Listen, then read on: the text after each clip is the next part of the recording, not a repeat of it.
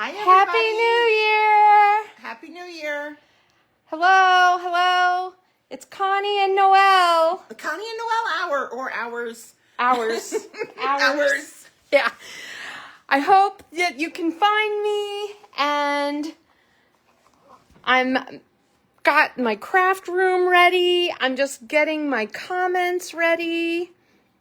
Let me just reload a little bit. Sorry, I didn't mean to show you my chin. It takes a few moments for me to get comments loaded. Yay, there we go.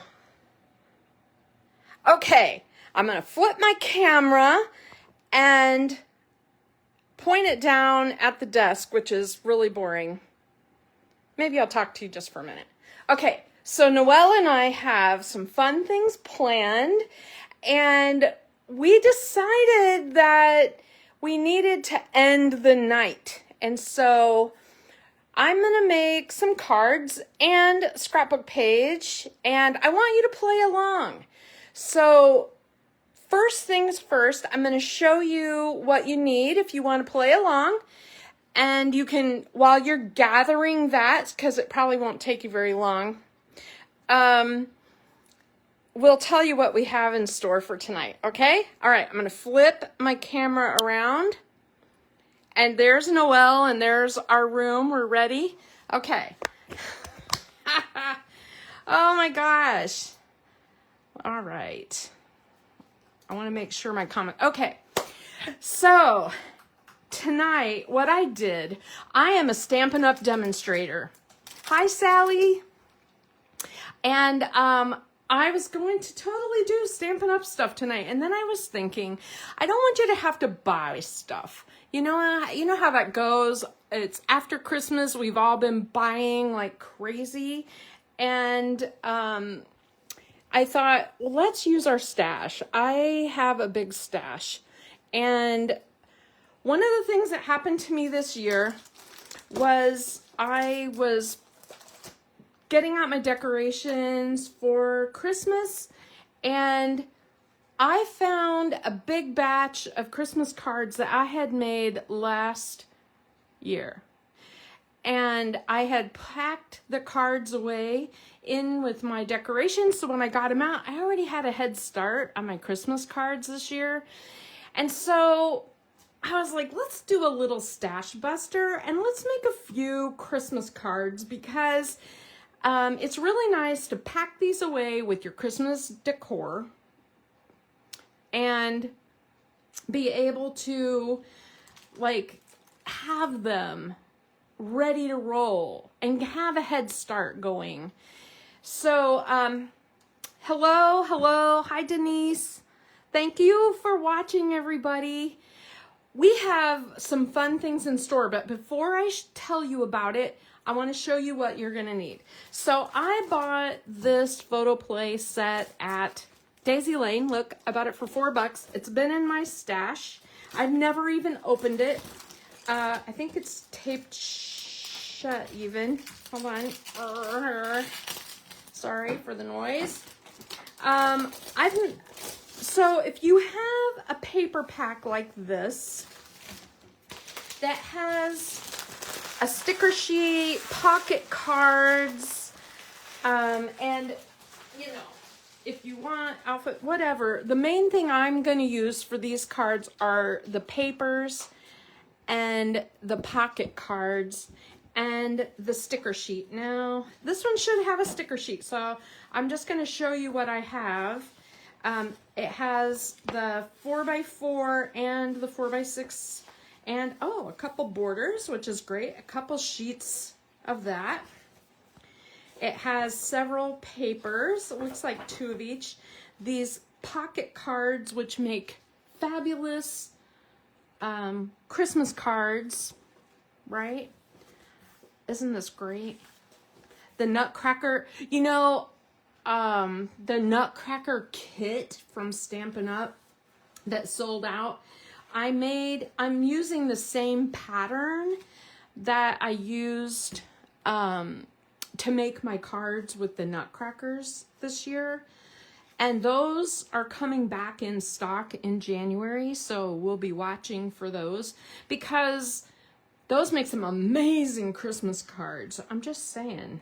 I think they're technically a tag kit, but anyway, this has some great papers in it. And you know, a lot of the Echo Park, Color Play, Simple Stories, they use kind of the same colors. Look at that, how cute. And peppermint. Okay, and then let's see. We should have a couple of sticker sheets. All right, so we have the big alphabet. What I like about these is all these little words. They're really nice for scrapbook pages and for cards both.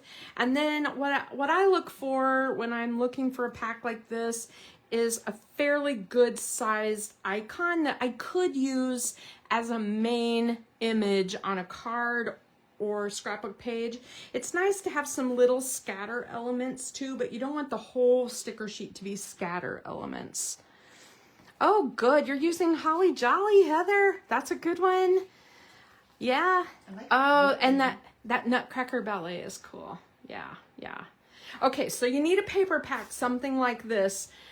And then a few sheets of cardstock that coordinates. Now, I just pulled a couple sheets of white, some green, and some red. And I thought, I think that's close enough. It'll work. These are 12 by 12 because I decided to do a couple of scrapbook pages and I wasn't sure what I would need for that. But I probably won't use these, I don't know, on the cards themselves. I have like, I don't know, 12 or 13 sheets of 8.5 by 11 that I'm going to use for the card basis. So what you need is papers that coordinate, stickers that coordinate, ideally pocket cards or a main central image. If you have stuff in your stash like I do, you wouldn't have to have pocket cards. And then some cardstock that coordinates. So start getting that together. I pulled out of my stash. Gosh, look, I bought this chipboard for like $2. It is Echo Park. It is not the same paper collection, but it's similar colors and it would totally work. I'm always on the hunt for stuff like this.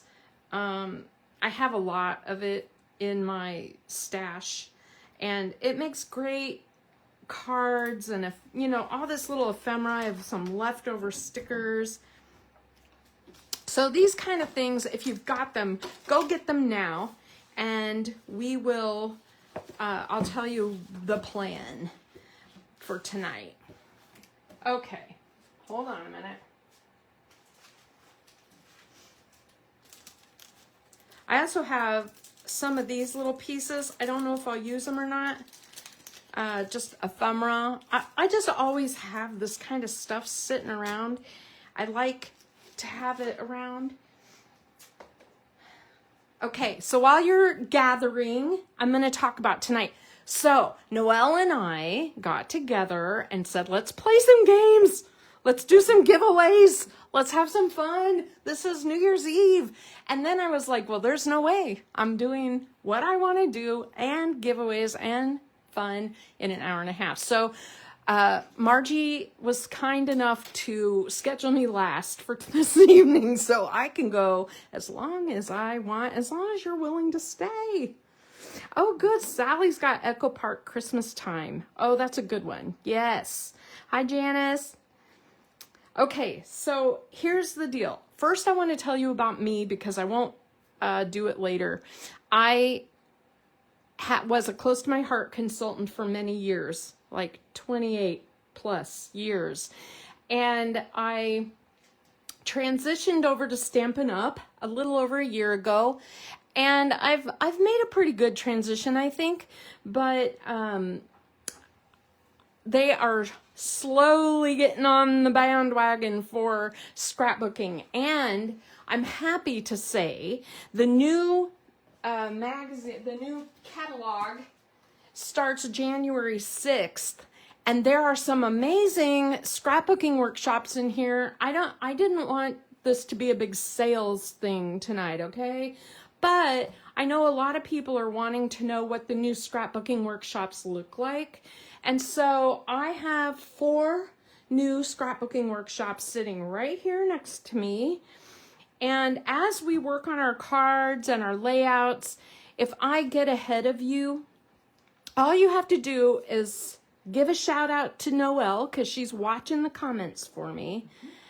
And I will, while you're catching up, I will pull out one of these new scrapbooking workshops and I'll show it to you. And that way you'll get to see the new stuff without it feeling like a sales ad. And if any of you don't have a Stampin' Up! Demonstrator, I would love to be your demonstrator. I do not have my own website. I don't have that many customers to have a website. But if you go to Stampin'Up.com and you choose Connie Hart as your demonstrator, I really appreciate that a lot. And I really appreciate my customers. I try to be super generous because I want to keep you as a customer. And so I do a lot of things for my customers. And if any of you are my customers in the comments, shout it out. Anyway, I can't show you the inside of this until it goes live, but a lot of you have received it. And if you place an order with me, I'll add you to my catalog list. So any future catalogs you'll get this next year. Okay. Sales over. Now, I've also been in my stash, and I started pulling out some of my old Close to My Heart cut above sets. Those are, let me show you what they are. Should I do this one first? Sure. Okay. So, what Close to My Heart used to have some kind of starter-ish, not really starter, but easy kits that are pre-printed, pre-die cut, basically plunked together. Margie, I have yours here because I don't think I sent it to that address. I don't think I sent it. I have yours here.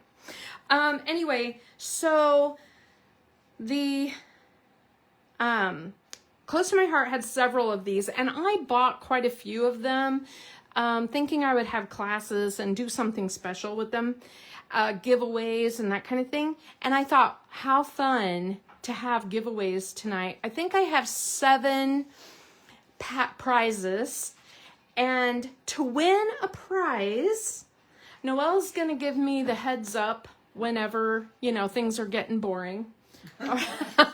Or whenever we have a lull. We came up with some questions. You will answer the question in the comments, and every person who answers the question is going to be put into a drawing.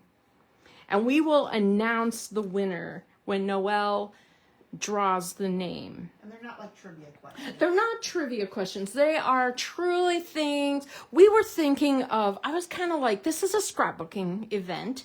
Let's really think about like journaling and stories and things that you do in your family that you want to make sure you get on a page. And so I was thinking Christmas, since I'm working on Christmas. Sounds like several of you are working on Christmas. So, we will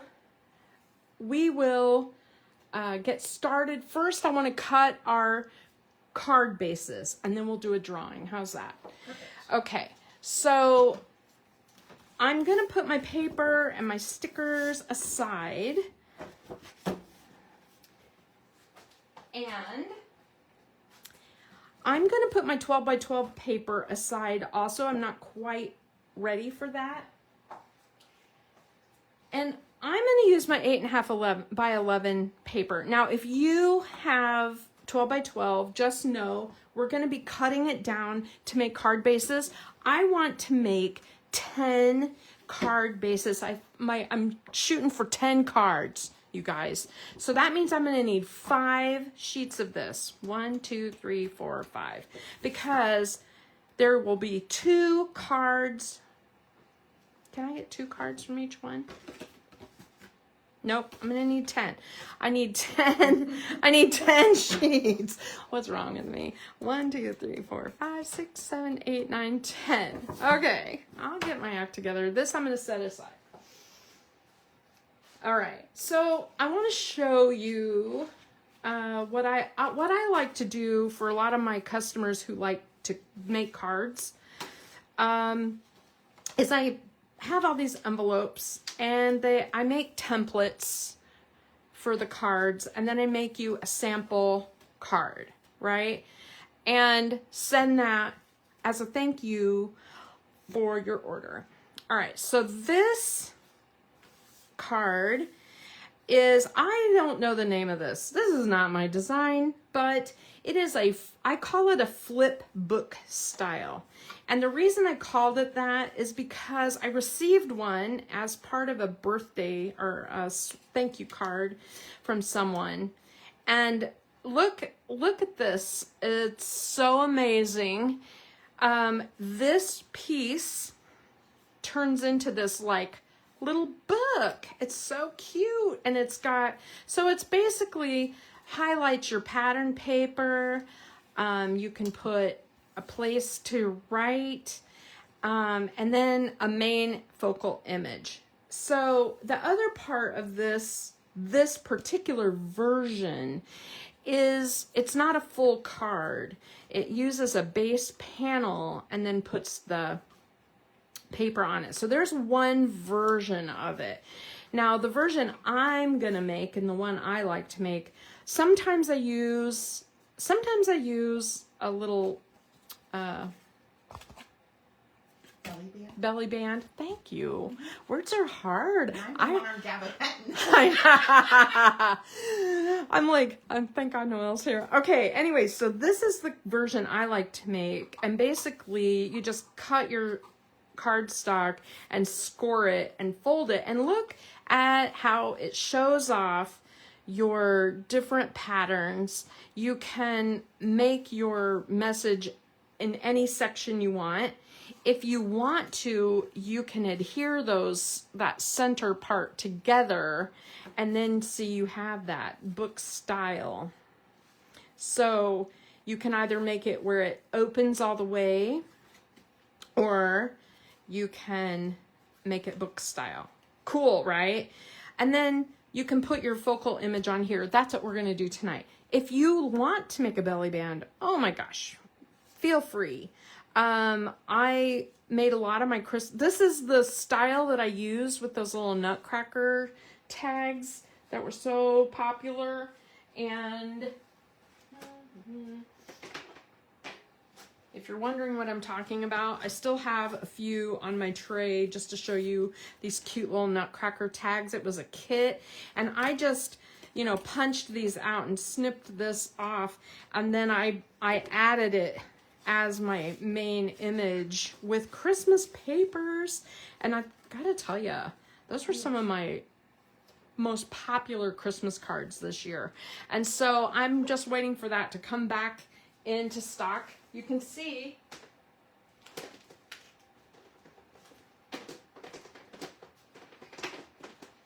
that it's still on a project tray.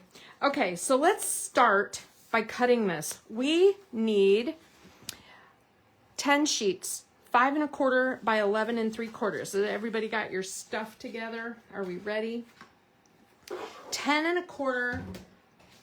Do you want to hold up so they can take a screenshot of the measurement? No. You know what? 3/4. I'm just thinking I might have to use my 12 by 12 instead on this. I think I'll use my 12 by 12 instead of these 8 1/2 by 11s, because my my pattern that I changed up my pattern. So I need 10 sheets, 5 sheets. 1, 2, 3, 4, 5. Yeah, I'll use 5 of 12 by 12 instead. Sorry, I changed up my pattern. You can, when you adjust your measurements, sometimes you have to use 5 1/4 by 11 3/4. Thank you, Heather. There it is. There's the screenshot if you want to do a screenshot of the measurements and where the scores are. Okay, so I am going to start trimming, and I'm just going to cut these at 5 1/4. So 5 1/4, 5 1/4, and you can see that if you use 12 by 12, you end up with this little piece right here that makes a perfect belly band if you decide to go that route. 5 1/4, 5 1/4,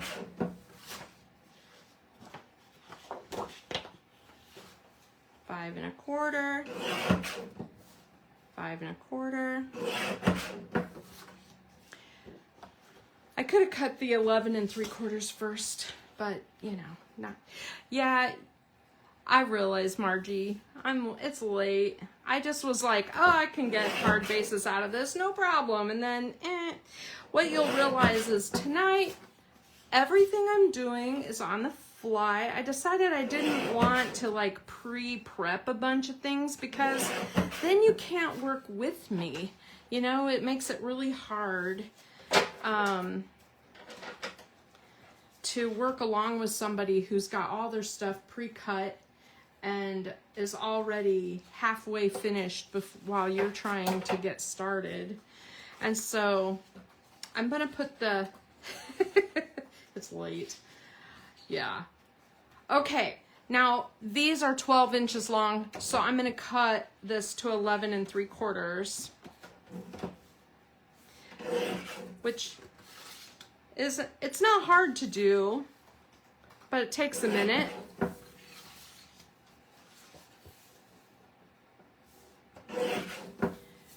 So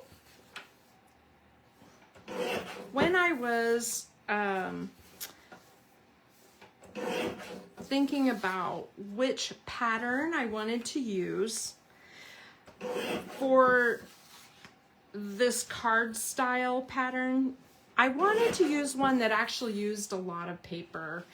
I know that sounds counterintuitive to most of us. We want to like hoard our paper. And one thing that I've learned this year, I lost a really good scrapbooking buddy. She passed away and I inherited her stuff. And I realized that she had gobs and gobs and gobs of stuff that she had always wanted to use. I know she had it for certain projects. She really wanted to, you know, she was saving it. And she passed away and didn't ever get a chance to even use it. And some of it is so beautiful and so wonderful. And I thought, I want to use up all my stuff. I don't want to, I did not buy it because it looked beautiful on a shelf, right? Mm-hmm. I bought it because I wanted to use it and I want to use it all up. And I don't want to store a sheet here, a sheet there. You know, I don't like having a few sheets here and there in my stash. It drives me nuts. I want to, if I can use it up, I want to use it up. Now, the one thing that's nice about Stampin' Up! Is everything kind of coordinates in a pack.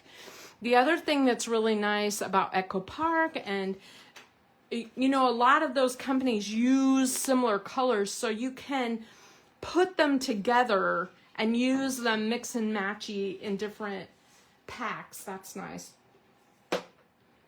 Okay, we are going to score at 1 3/4, 4 3/4, and 7 3/4. Now, one thing you'll notice is, you know how when you score, you like to bury the bump. Like you want to put the bump on the inside.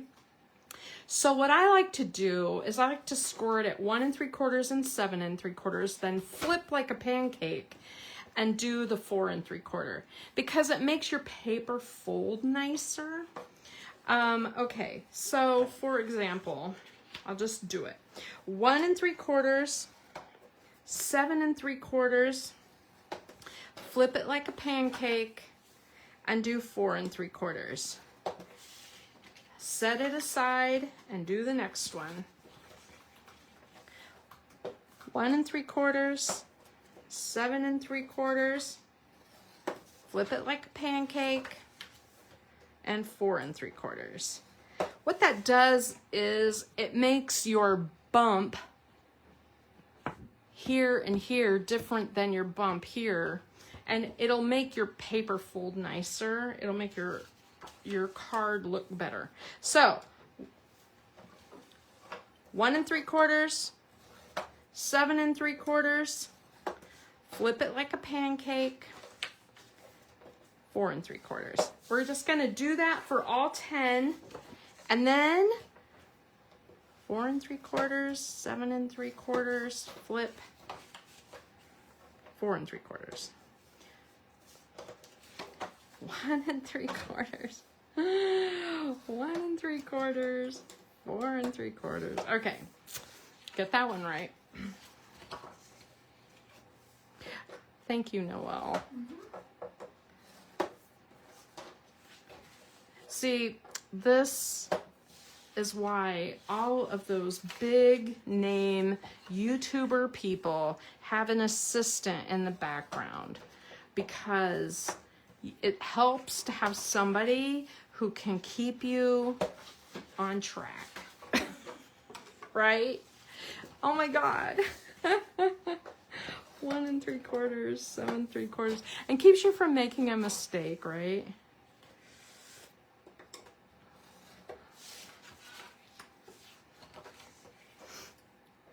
One 3/4, 7 3/4, flip, 4 3/4. No, is the 1 3/4 and 7 3/4, is that the front of the card or what becomes the back of the card? You'll bury the bump. You'll bury the bump. Bury the bump. So you'll see when we fold it.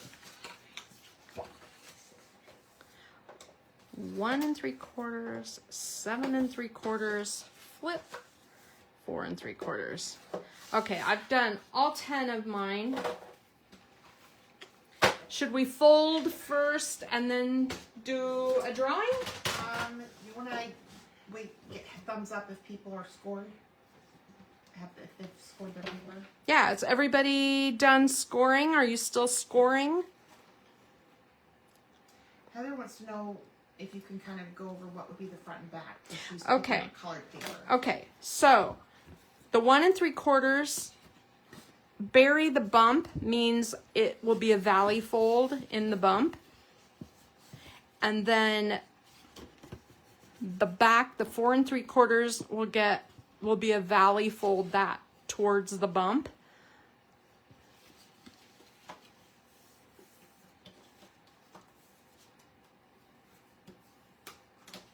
So there you go. Does that help? Okay, still scoring. Okay, that's perfect. So it's time for a drawing. We'll just do a drawing while you guys are working. And I promise I won't jump ahead. I have lots of time. Yeah, you know, the scoreboard makes it really fast, and it's a lot slower when you score using a trimmer. However, it's so handy having those trimmers, isn't it? Mm-hmm.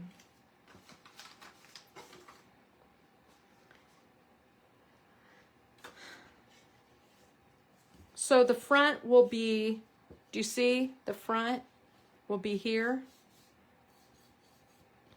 So on your cardstock, this may be a different color than this, but this will mostly be covered up because we're going to put, you know, a pocket card over it.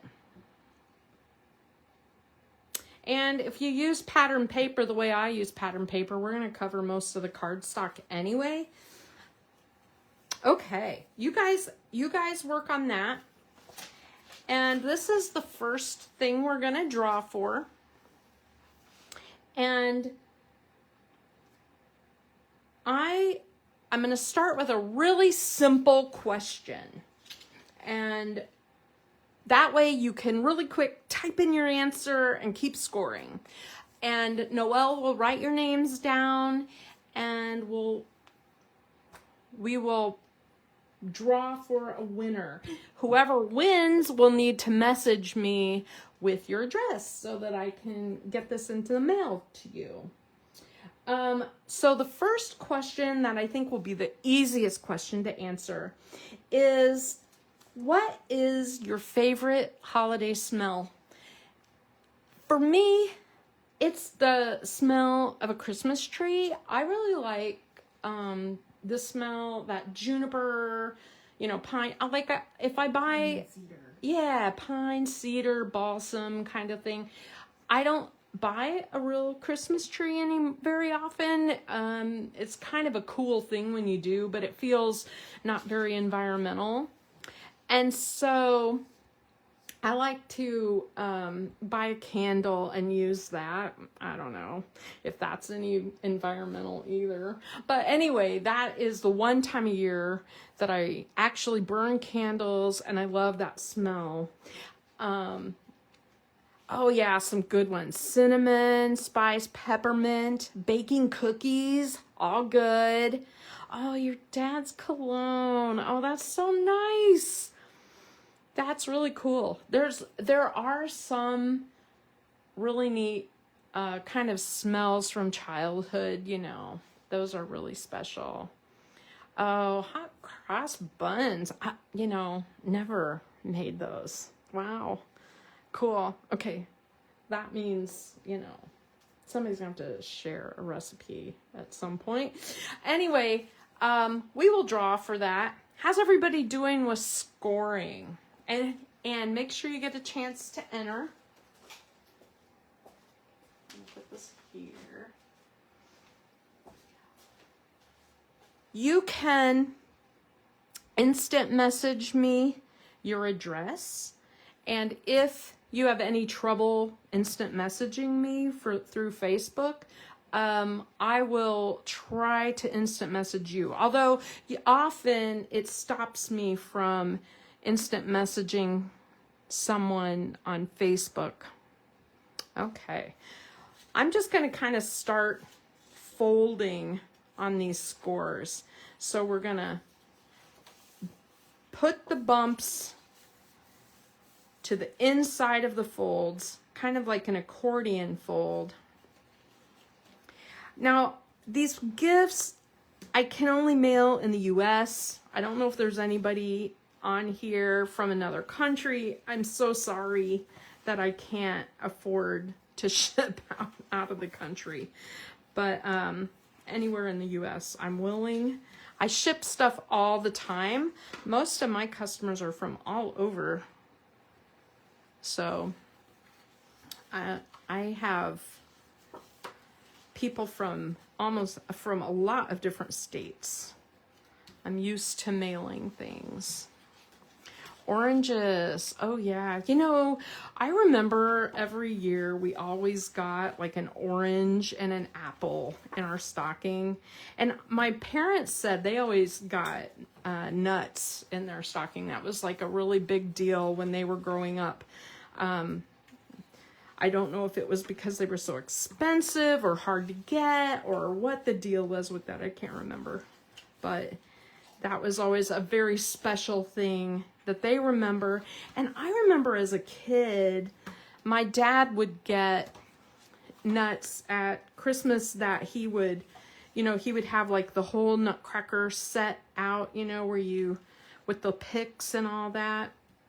That was always a big Christmas tradition in my house to have nuts in the shell. You can trim now. You can trim now. Figure out which end is too long. Actually, it won't even really matter. If this end is the too long end. Like if you did the 1 3/4 and 7 3/4 and the 4 3/4, this is going to be too long. Just trim it off the side. Just trim it right there, Sally. Just trim a 1/4 inch off.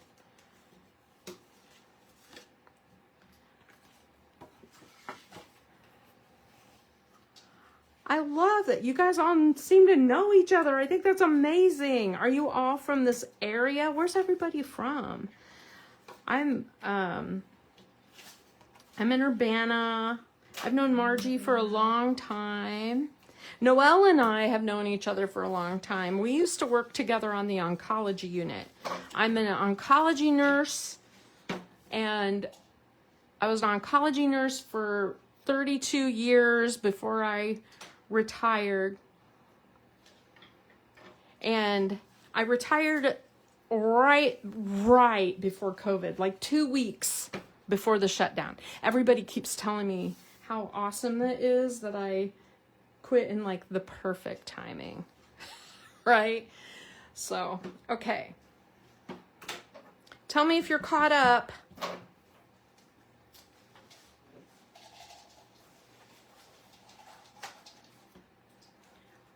We're gonna draw. Everybody's in. Sharon's from Ohio. Hi, Sharon. Okay. Oh, Texas. Texas. That's All right. where my sister lives. Dawn is the winner. Okay. Oh my gosh. Did you not write her last name because you couldn't pronounce it? I got it right Giovacchino? Am I close? I hope I'm close. But anyway, let us know your address. Don't put it on here because it's a public thing. But, cool. Congratulations. You can message me. You can private message me. Oh, all right. Congratulations, Dawn. Okay. So one thing about this is these use a lot of paper, but all of the paper that we're going to use is the same size. This is a 4, gosh, my whole brain is not working. This is a 5 1/4 inch cardstock. And so all you need is to cut some strips at 5 inches long in different patterns. So let's set these aside just for a minute and let's pull out your pack. And this sheet I'm going to get rid of. Now, sometimes I use this sheet. Sometimes I use these little scraps, but I'm not going to today. And I'm not going to store this. I'm going to use as much as I can. This paper I might use on my scrapbook page, but I do really like that green plaid on the back. So I'm going to set one aside to not chop up. I don't want to chop that one up. But the green is a possibility, so I might cut that at the 5 inch mark. This paper is fine to use, but ooh, that red is cool. I like to have a bold solid for my scrapbook page. So I'm going to take one of these and set it in my scrapbook page pile.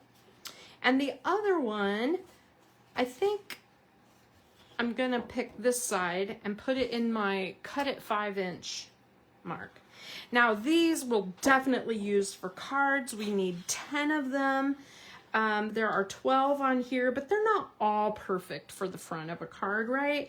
I mean, like, this is not my style. I wouldn't use this one. I wouldn't use this one. So I'm gonna end up using both of these sheets a little bit on my cards, and they're cut aparts. When you have cut aparts, you need to set those aside. Hi, Tanya. Hi, Lisa. Okay, I really like the snowflakes. Ooh, the back is really fun too. I don't know. Oh, I like the white snowflakes. Do you? You like Noelle likes the white snowflakes. Okay, so I'm gonna put those in my pile there. This one I definitely like to have a lighter background something on these cards. So I'm definitely going to put one of those in the pile to use for cards. The other one, maybe on my scrapbook page. The nutcrackers are a big win. I love them. And I also love the peppermint. So I'm going to put that like that. And then of course I have my sticker sheets. I'm gonna put my sticker sheets and my cut aparts and my for sure scrapbook page pieces in a separate pile. I'm gonna set those aside. So I have all these papers that would make great cards, and I'm not going to use them all up on cards, but I'm going to cut several of them down to the 5-inch mark so that I can chop them down for my patterns. So I'm going to get out my chopper again, out a little bit so you can see what I'm doing, and you can see the chaos of my desk, right? So what I like to do is I like to keep this on the paper, because if I do store anything else later, I'll know what the paper is and what it's from, because I'm not gonna store it, I hope. But I need a 5-inch. I'm gonna cut this 5 inches. Now on my trimmer, what that means is I'm gonna move this down to the 6.5 mark. I want to cut 5 inches off. So if I turn it this way and just do it at 5, that probably makes the most sense for you guys. So I have some peppermint paper. I also have nutcracker paper. So I'm going to cut another one at 5. And what I like about that is now I have these 2 papers to pick from. And I'm going to set those aside here on my table. This will end up being a scrap, or maybe I can use slivers of it. So I'm going to set it in a scrap pile. Now I already cut this paper and I may not need it. So I'm going to move this one over to my scrap pile. The next piece of paper in my stack is the pine cones, and the back is a stripe. Now, if I use this stripe, I have a tendency on cards to like my stripes running horizontally, because then I can see all the colors. So if I use this side, I want it to go this direction. And this does not seem to be directional. But if you have a direction that you want to use, I would say I'm gonna have to cut the sliver off of that one and then cut it at 5 this way. I have issues with my stripes running the wrong direction. I don't know why. I like them to be this way, but you could do it either way. So now I have, It's that Virgo. it's that Virgo thing. Yeah, I don't know. I don't even know if I like that stripe enough to use it. I may use the pine cone side. I'm not sure. This side I'm not sure about this print. So I'm going to set the rest of that aside. I may not need it. Who knows? Now, this one is the snowflake, and on the other side is this red print. I love them both. Honestly, I really like both of these. So I'm gonna cut 2 5-inch strips. So I'll have a red to pick from, and I'm gonna cut it again and flip it over, and I'll have snowflakes to pick from. And then this will be a scrap in my scrap pile. So I'm just gonna kind of move my camera over so you can see what I'm doing. I'm putting my papers here, 5-inch, and then just scraps. All right. Did I make you dizzy doing that? All right, now I still have this second page. I'm not sure I'm gonna use it yet. I'm not only making 10 cards, I'm not making like a million cards. So I'm gonna put this in my scrapbook pile. Okay. This print is that beautiful solid red on one side, and then I have this on the other. Now on my card, because the slivers are so narrow, You know, you have to really think about, do you want these running vertically? Do you want them running horizontally? And I'm thinking they're close enough that vertical would work. I think vertical, because then you don't have to worry about the lines lining up this way. Yeah, that's true. Yeah, I agree. Vertical would work. So we're going to cut this at 5. And then we have this fun berry print. I like the berries. I do too. I'm going to cut another 5-inch piece. And on the other side is that beautiful red. I'm going to put it over here. And then I have this, you know, scrap in the scrap pile. Okay. We do not need all of these, but I'm playing and it's fun. Now, I really love these. I really love these borders, and I really love this Santa. And I don't necessarily think I would use all of these pocket cards on this side, but I am going to chop this up just a little bit because, so I'm going to take the strip off the top and get rid of it. And I'm going to cut the pieces that I like. I really like, yours will look different. So you can't just follow along. I realize if you have a pocket card piece, I'm going to put this in my scrap pile. If you have a pocket card sheet where you really like the back, but you want to use some of the pocket cards, this one's easy because I love all of these. I'm just going to cut this here. And I'm going to use these pocket cards on my cards. I didn't cut that exactly perfect, but I'm going to put this in my scrap pile. And then the other side I love, and I want to use this on my cards. I can pass on this.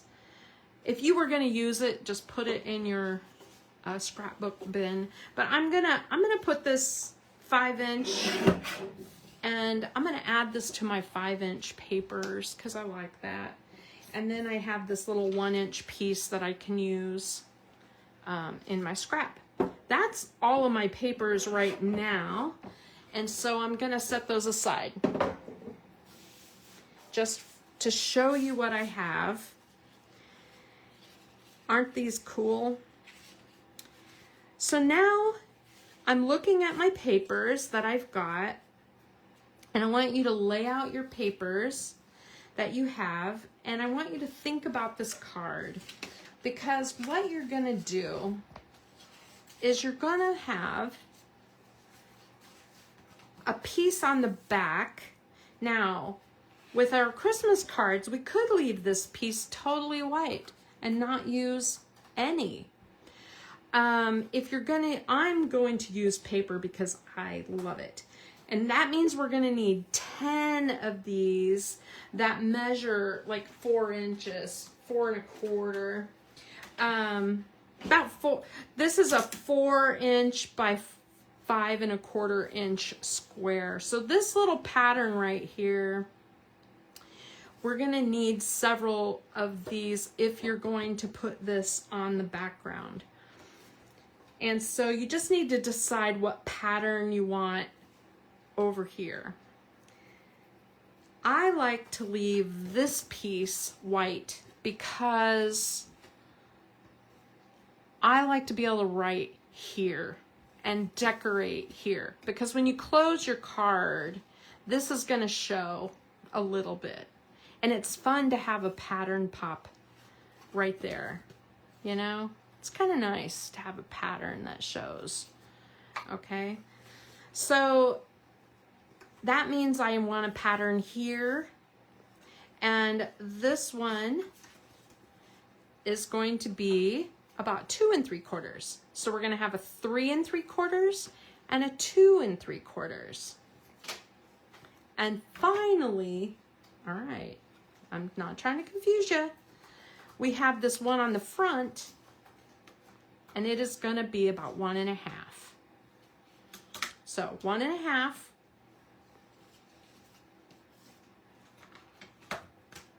two 3/4, 3 3/4. All you have to do is figure out what coordinates together. And so here's what I'm going to do. I'm just going to pick my first pattern, and I am going to cut the 3 3/4. There's a back, and I'm going to cut another 3 3/4. There's another back, and another 3 3/4, and there's another back. So there's 3 cards right there. Boom, boom, boom. Right?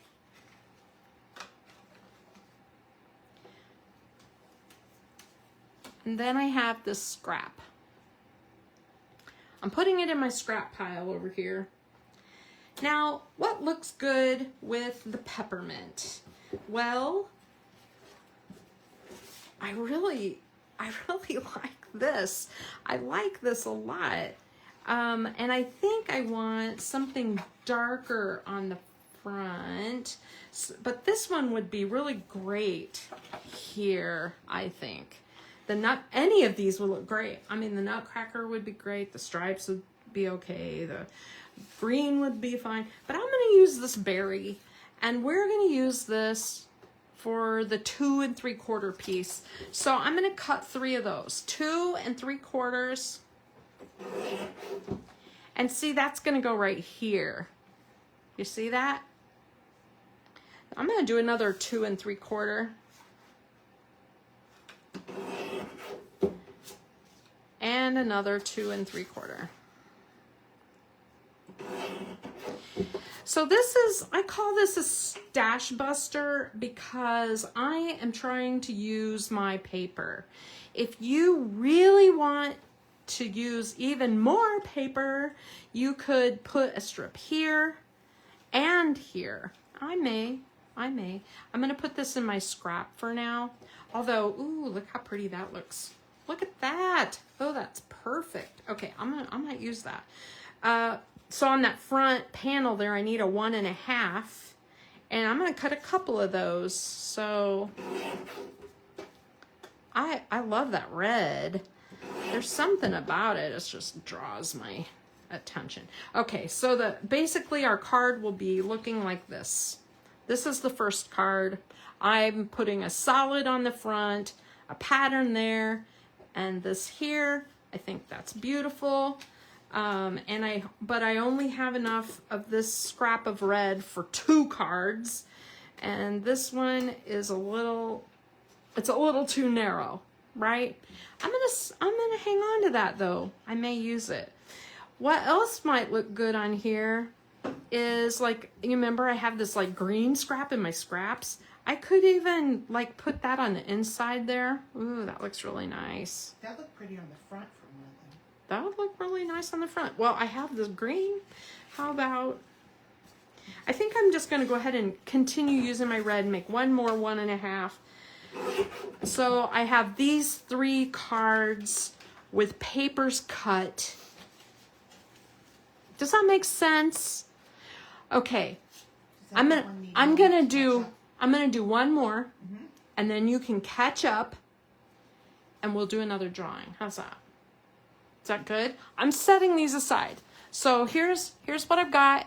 I've got a pile of the 3 that I just did with their paper scraps. I've got my scrap pile. I have my papers for my next 3 cards, and I can choose what I want to do. I have three more cards. Let's do 3 more. How about, what do you think? The snowflakes? The snowflakes, maybe with the stripes? With the stripes. Snowflake stripes. You know, this would look really nice with that print. Oh, that would look really, like, flip-flop it. Yeah, I think we should do that, don't you? I think okay, that would be really all right. pretty. So the snowflake, I'm gonna cut 3 3/4 and a 3 3/4 and a 3 3/4. Are you starting to see what I'm doing here? So I'm making batches I'm going to put this snowflake back here. 1, 2, 3. Now, a lot of times what I do, if I have extra papers left over, you know how you're like, Heather's like, how many of these are you going to cut? Well, I'm going to cut up as many as I can. And I can totally make more card bases. That's not a problem. All right, I really love this stripe, but I like this too. So I like the pine cones better than the stripe. Let's do the pine cones on the inside and cut those at the 2 3/4 mark. So 2 3/4, I need 3 of them. 2 3/4, 2 3/4, and 2 3/4. I have this extra here. Okay, so here's what I've got on my next ones. Now I obviously need a more solid color on the front, and I think that green is the answer. It'll make a more wintry card, right? It'll be really nice with that. So for my 1.5 inch, I'm going to use this green pattern, and I'm going to do 1.5, 1.5, and 1.5. Okay, so I have these. I gotta count my cards. 1, 2, 3. I have 3 cards. I have 3 more papers ready to go. I'm going to put this in my pile. Should I finish the last couple, or should we draw? What do you want to do? We could see if people need time to catch up. Yeah. I think everybody's going to need time to catch up. That's a weird kind of concept, and we're going to do more after our drawing. So let's do another really short question, something easy to type, right? Okay, let's see. We did that one. Okay, how about this? What cookie recipe do you make every year? What is your cookies that you make every year? I'm going to grab the prize so I can show you.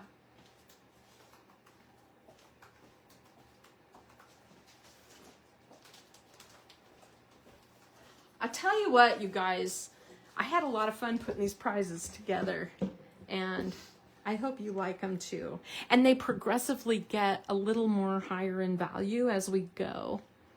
Ooh, peanut butter and kisses, yes. You know, Noelle came over and we did a baking day this year, and It's become a tradition.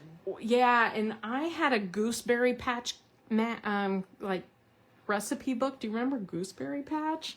It's kind of old school, but there was a peanut butter blossom recipe in there that was incredible. It's better than any of the peanut butter blossoms I've ever made, and I haven't figured that out, what was so different about it, but wow, were they good. And they stayed good. They didn't get crumbly. You know how sometimes peanut butter blossoms become a little, not sandy, but crumbly, you know, if you wait a week or so. Oh, pizzelles. I gotta tell you, I've always wanted to make those. I've never even eaten one. I've always been curious about those. Oh, crockpot candy. Yes. My mother was a major candy maker. Oh my God, I gotta show you this. Hold on a minute.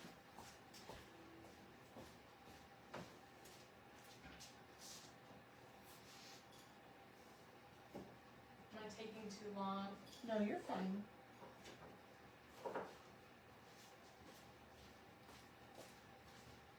So, when I was growing up, we made candy, and the Decorator's Grocery was on University Avenue, and now it's in Bloomington, I believe. But they came out with this candy recipe book, and my mom and I made tons and tons of candy out here. See, I think Dawn, you have to have that heritage. You know, we're more German kind of heritage. Although my mother, we made all the cream center, chocolate dipped, molded candies and all that kind of thing. Oh my gosh. Cool. Yes, what we need to do is we need to add, like in the file of this thing, our favorite recipe, so that everybody has our favorite cookie recipe. And oh, one thing that I'm doing, I gotta tell you, you know, the Stampin' Up! Gingerbread Man has been such a hit this year, and I absolutely love it. And I made all kinds of gingerbread stuff, you know, paper. And then I also bought the, you know, Creative Memories gingerbread stuff, because I use everything.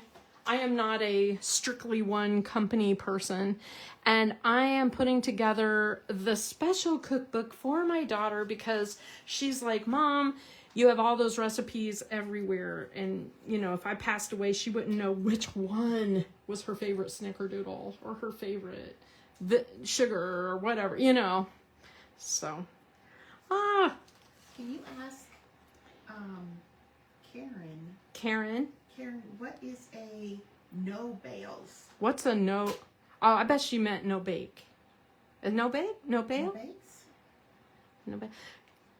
Noelle's asking you, Karen, what is a no bale? I bet it was a no bake. Okay, anyway.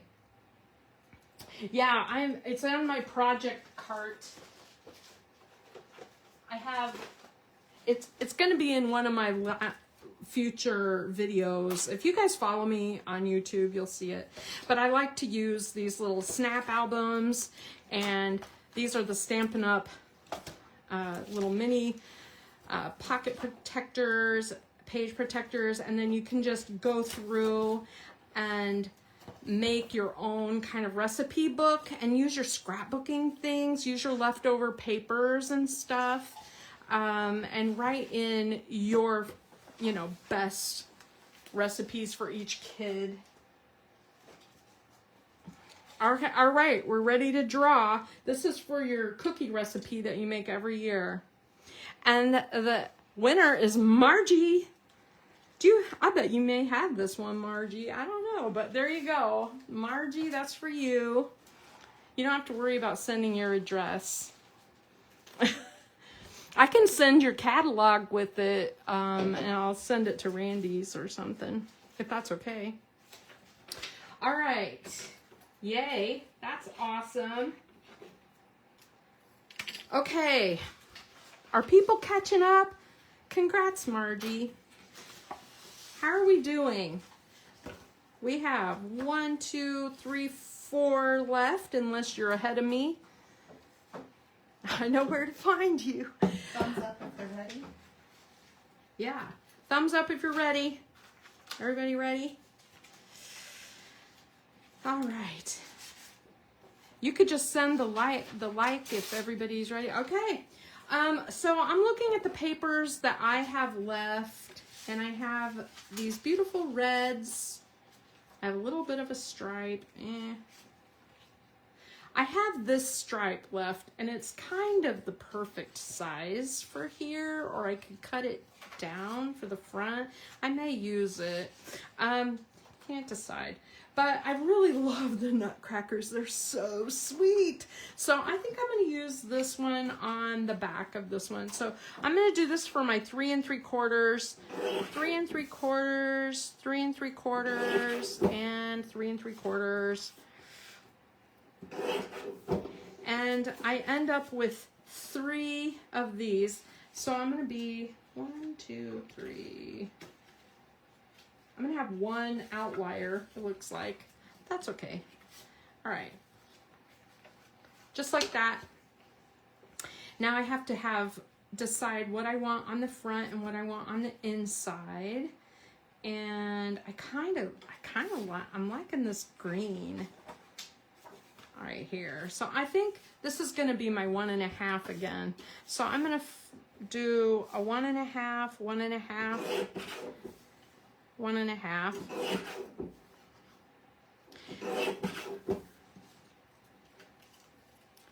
Yeah, I like it. I have this little scrap. I'm going to put that in my scrap pile. So that'll be on the front. And then I think I need a red with it. And you know, this kind of twirly looking red looks kind of cool. I think I might go for that. So this will be my 2 3/4 one, right? 2 3/4.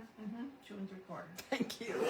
1, and then we have a 2 3/4 and a 2 3/4.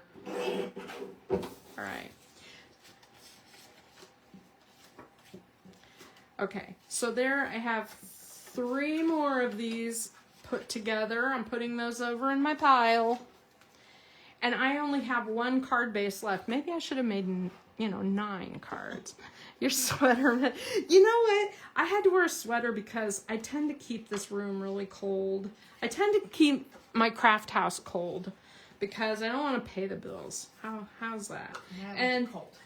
And Noelle likes it cold, and so it works out. So here's what I have left. Ooh, I like that. I think I'm going to put the red here. Ooh. That's really pretty, isn't it? I think the berries. I like the berries. I'm going to put those on the front. I'm just going to make that a 1.5. The front, and then on the inside, I don't know. I think the green. 2 3/4.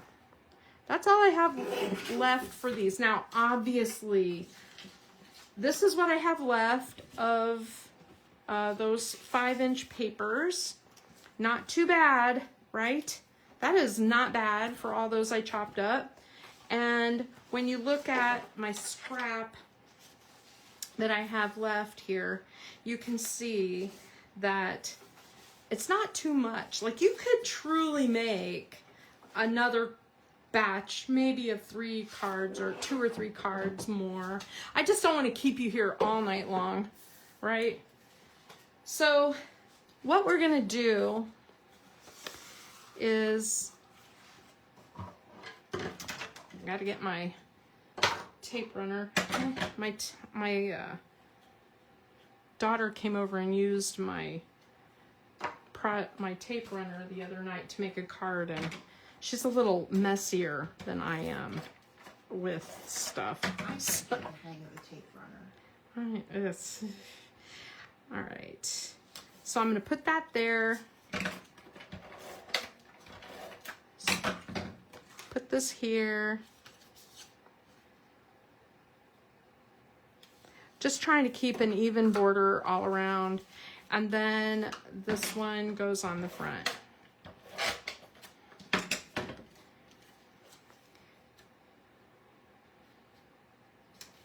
So you can see there's a card base. It's pretty good. A pretty good start. I'm probably not going to put messages on tonight, but you can see where I could take, like, this is the most wonderful time of year, and cut this out and put this on as a card front. So let's really quick just, I say really quick, let's really quick put these together. Now what I like to do is I like to batch them. I'm really,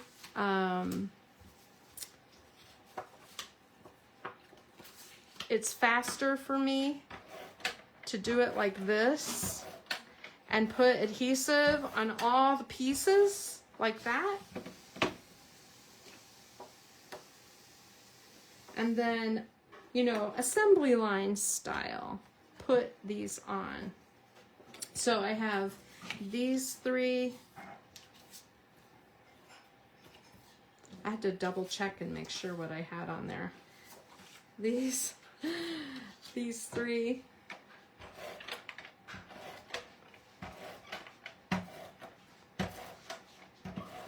And then the green. So if you've got a big table, this is really the way to go. You can spread out your pieces. So as long as you're not going to get your arms and everything into your adhesive, this works great. So then I just take one of my card bases and just start putting the pieces in place.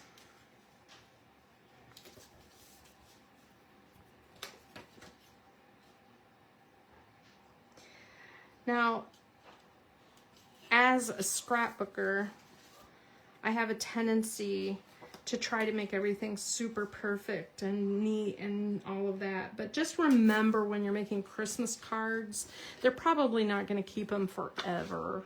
So if you get something a little crooked, or if it's not exactly perfect, it's not a scrapbook page. It's not something that's going to be kept for posterity, right? These are season's greetings. These are things people love to get. And then at the end of the season, they'll probably throw them away and don't think about that. But you know, that's likely. Don't worry about it. That's all I'm saying. Yes, thank you. I love that too. I bought that tape gun holder from Honeybee Stamps. I think someone 3D prints them or something. Mine's a mess because it's really old, but they still have them.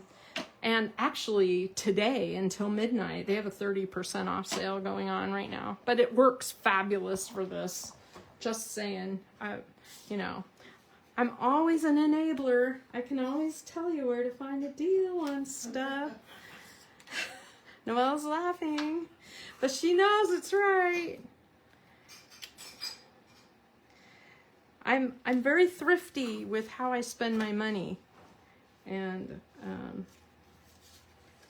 so, a cocoa break. Are you making cocoa? I am. Do you want one? No. I've got my drink here. That's so funny. She's in the kitchen making cocoa.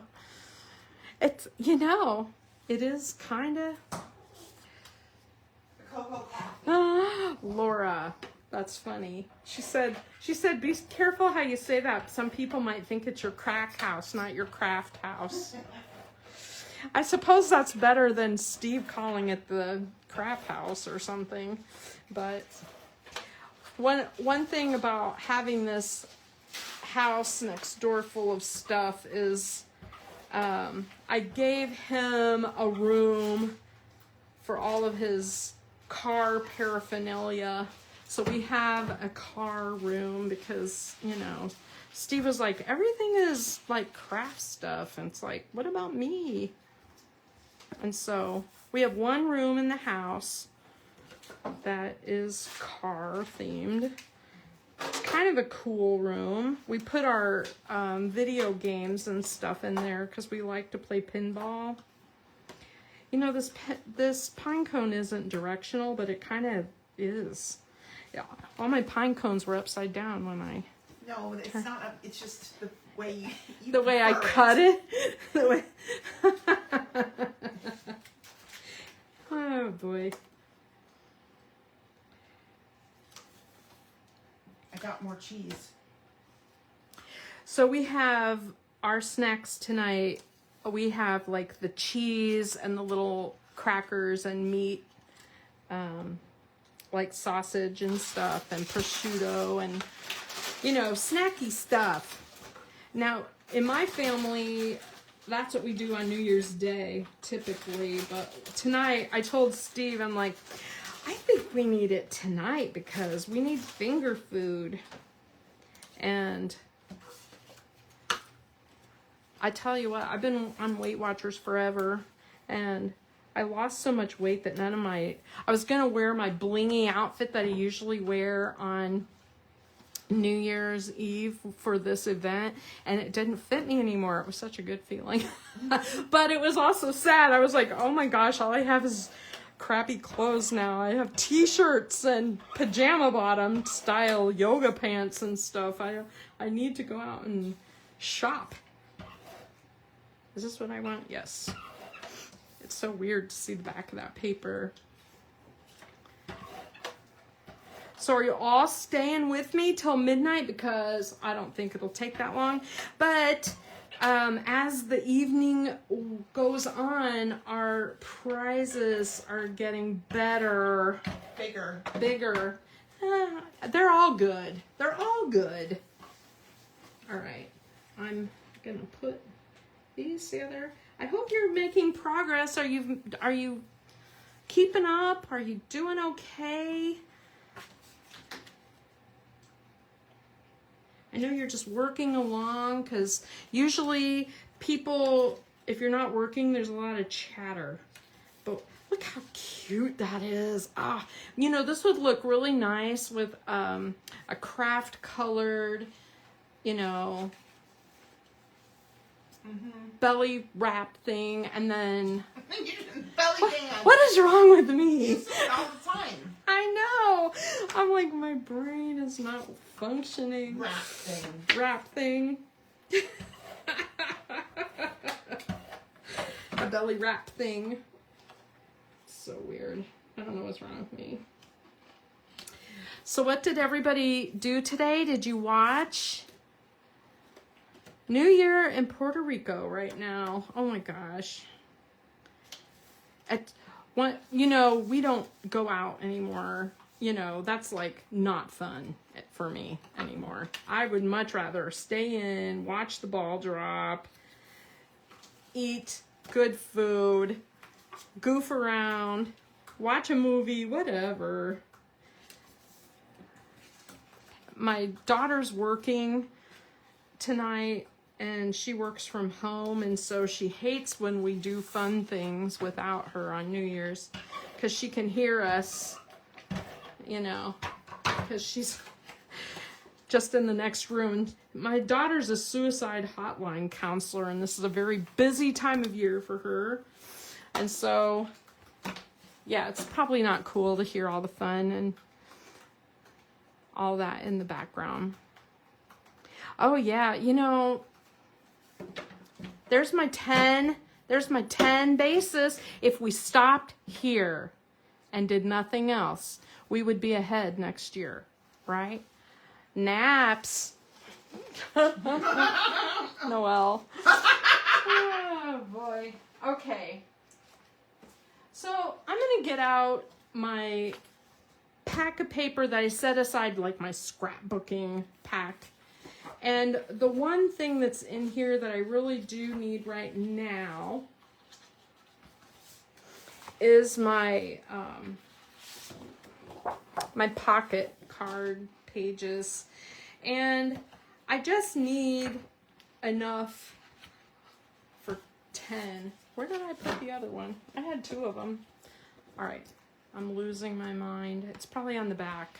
Oh, there it is. Okay. Is that Steve? There's Steve. Okay, I'm gonna set these aside still. Was it over there? Nope. You're live. Say hello to everybody. So I'm going to cut the strips off of these. Throw that away. Now I only need 10, and I don't even have to cut them all. Like I don't, there's some of them I don't like. Some of them are fine, but not for the front of a card, right? And so kind of pick and choose, you know, what you've got. I like that sled. I like this, you know, I like postage. I like this North Pole Express delivery one. I like that. Yeah, the sled is a good one. The sled will work really well on that more wintry one. I don't love that, but I like this paper just fine. So I'm going to put this in my scrap, but I'm not going to, I probably won't use those. I really like this Santa. It's a little big for a card front. Let's see if I can cut it down. It'll work. You think it'll be You can fine? use my name on the front. Noelle. I'm gonna trim this down because that 4 inches is a little big. Okay. So there's one. I know I want that. I'm already thinking where to put stickles. I know. Stickles. It's like, it's a big deal. I don't want the stockings. The Christmas tree one is I like not. the tree. The tree might work for those wintry ones too. I kind of like the Nutcracker one too, right?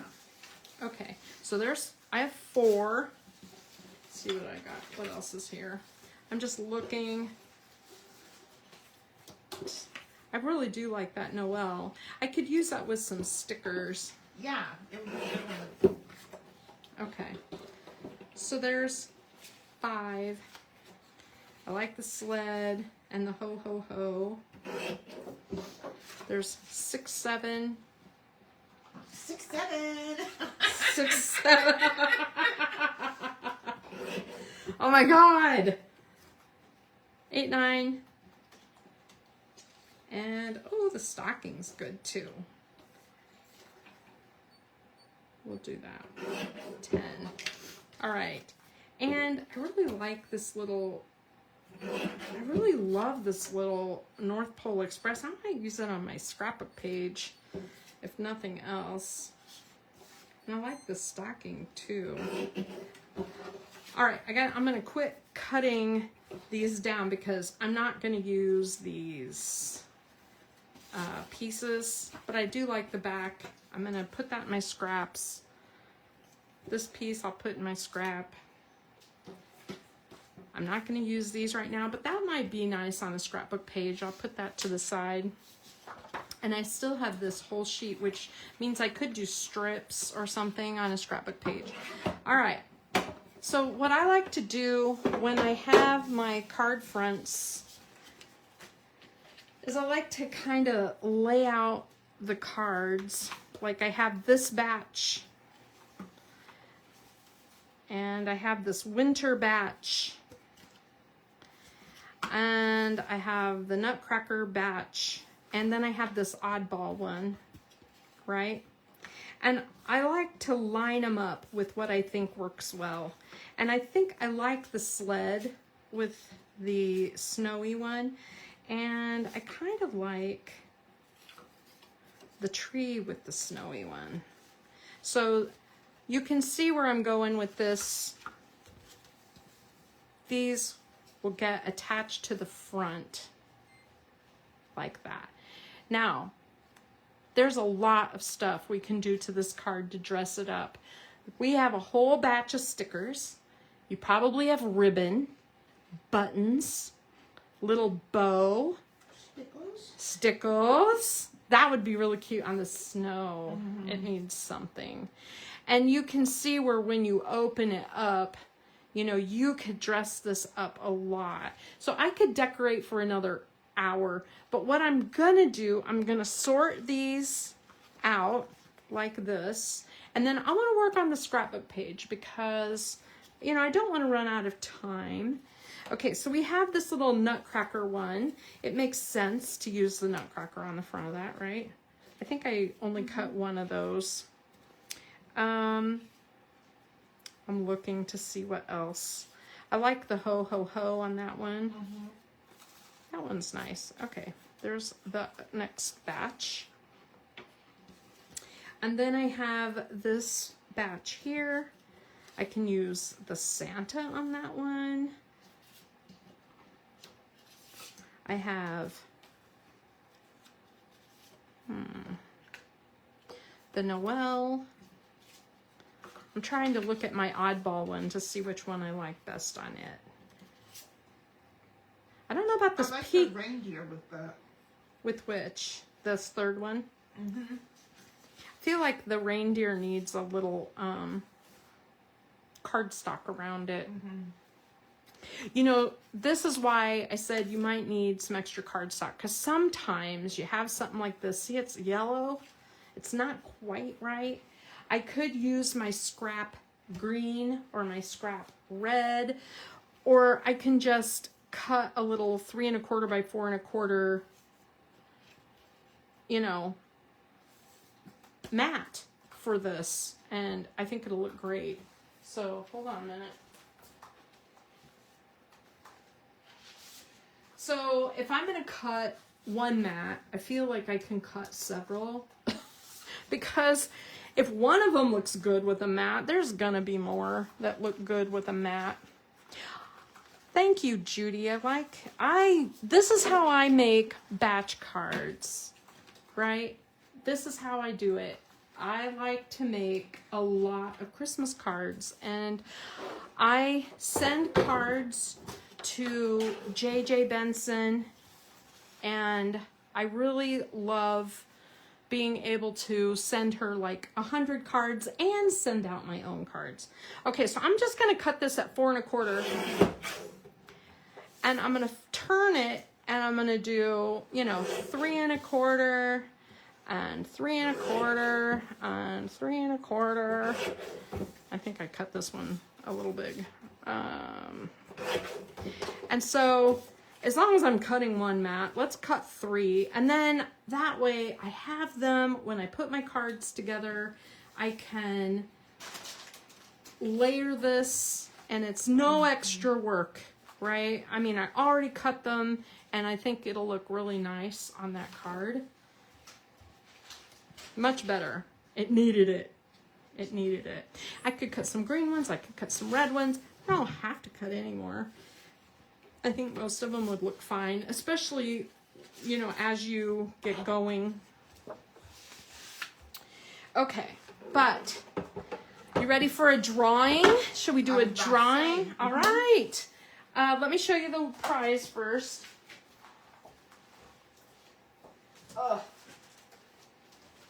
Okay. This is a Close to My Heart Cut Above. I picked several of my favorites here. And I feel like this is so basic. I mean, look at this. This is a very basic layout. I am not a floral person. I do florals once in a while, but I don't like every layout to have a bunch of flowers on it. And so that's one of the struggles that I have had with Stampin' Up! And I'm not ashamed to say it.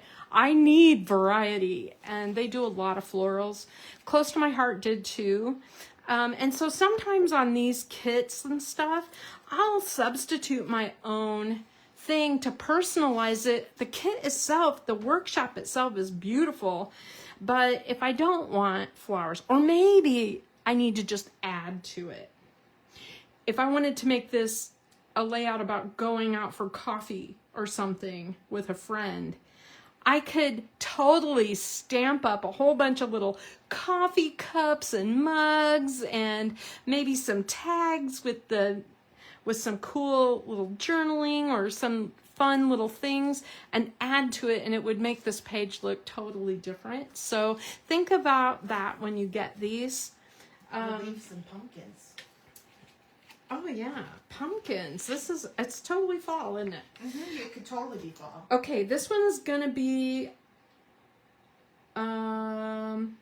let's do, what is your special morning tradition for Christmas? Every Christmas morning, what is your tradition? And my family, I know we don't have any kids in the family. My daughter is 32 years old. She's going to be 33 next month. And we still wake up super early and open presents. As a matter of fact, sometimes we can't wait and we open presents on Christmas Eve. But usually early Christmas morning. And we're not cinnamon roll people typically, but I love to make like pancakes or something special. So, I'm so glad you like the cards. I love doing this with all of my extra stash. This is what I call a stash buster, you guys, because I have on my YouTube channel, I have a lot of stash busters, and I try to use a different kind of card theme for each one. And usually I can make 10 to 20 cards in about 2 hours. Start to finish, decorated, the whole shebang. Oh yeah, special breakfast. Oh, a Christmas angel birthday girl. hot chocolate and special Santa mugs. It's funny that you say that because Noelle's mug that she's using is a Christmas penguin. Yeah. I still have all my Christmas stuff out, and I love it. It's like I wasn't quite ready to put it away yet. I probably will be after this weekend. I don't know. My camera's so crooked. You guys must be going crazy. We put all the Christmas stuff away on the 27th. 20. As soon as Christmas is over, my mom's ready for okay. The 27th is Yeah. the day that Noelle's mom puts everything away. What I do, which is weird, is I walk around the house and I start plucking things off of the tree, plucking things off of the walls, and pretty soon my couch is totally full. And it's sorted, and then I can just put everything in bins. At some point, everything is undecorated. It takes me about a week, and I just sort of slowly start plucking things off of the surfaces. Okay, all right. We're going to work on our scrapbook while you guys answer that.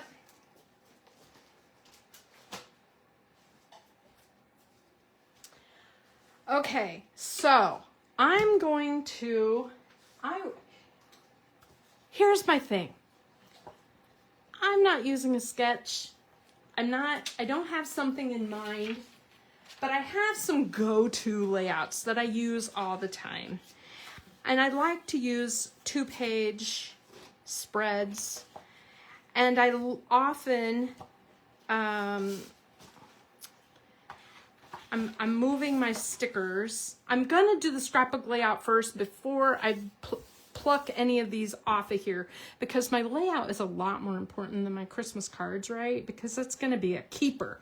So if there's something on here I really wanna use, by golly, I'm using it on my scrapbook, not on my cards.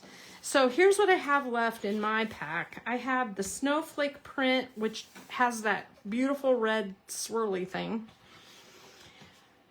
And I have the nutcrackers, which is too busy for a full page, in my opinion.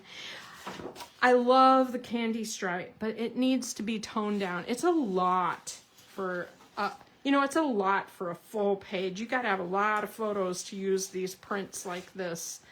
And the stripes just not doing it for me. I really do love the berries. I could totally do a winter theme, but I think I'm going to use white. And so I'm going to get out my white cardstock.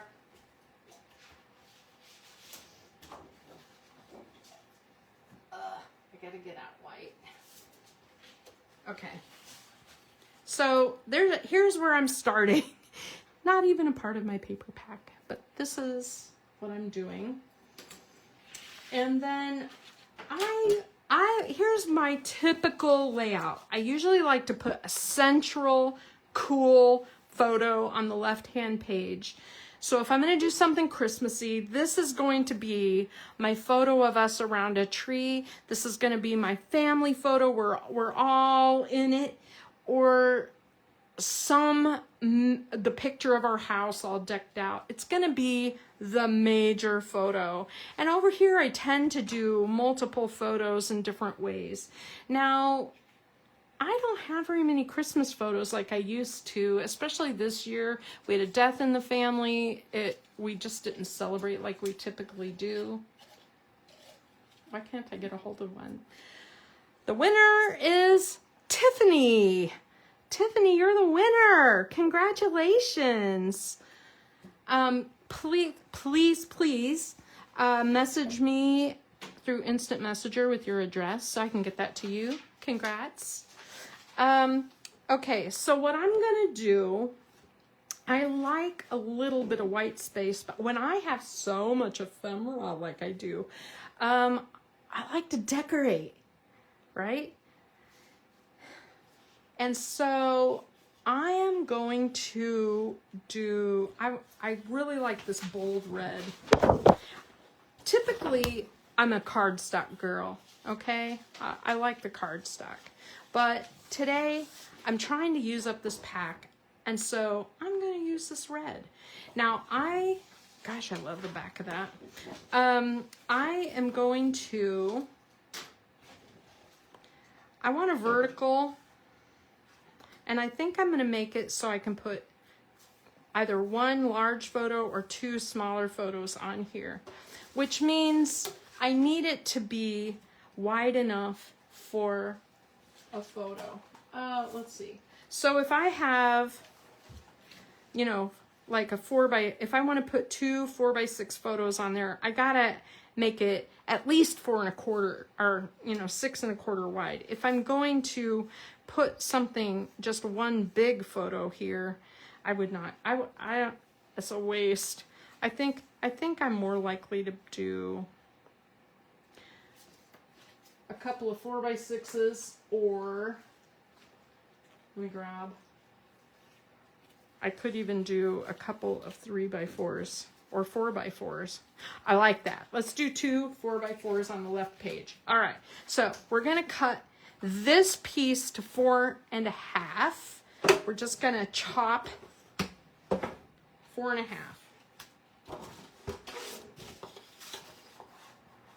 Vertically or horizontally? Well, it doesn't matter. Oh, okay. Because this pattern's random, but it's going to go vertical on page. So 4 1/2 inches, and I'm going to put it here, and it's going to allow me a couple of 4x4 photos. Let me see if I have some placeholders, just so you can get, so that my brain and what, you know, communicates with what you're seeing, right? So this is kind of what I want right here. I'm going to scoot it over because I'm going to decorate the heck out of this page because I can. I have got so many things to put on it, and why not? And on this page, I need some, you know, some real photo space. And so I got to figure out what I want to go with it. And I think out of my papers, I like the red. I like the nutcrackers. I like the snowflakes a lot, and it's kind of a softer look. Let's do the snowflakes, and let's cut this down to like 10 by 10. I'm going to do that off camera, guys. 10 by 10. Just so I'm not moving my trimmer around again. Okay. So here we go. This is looking really good. Now, here's where I need to balance. I need to get this red onto this page somehow, some way. And one of the things that I really like to do is I like to do that through photo mats. So I can get out my red cardstock and make my photo mats for this page using red. So let me grab that. It's not a perfect match. This is the two-sided cardstock. So you can, it's a little brighter, but that's okay. That's okay.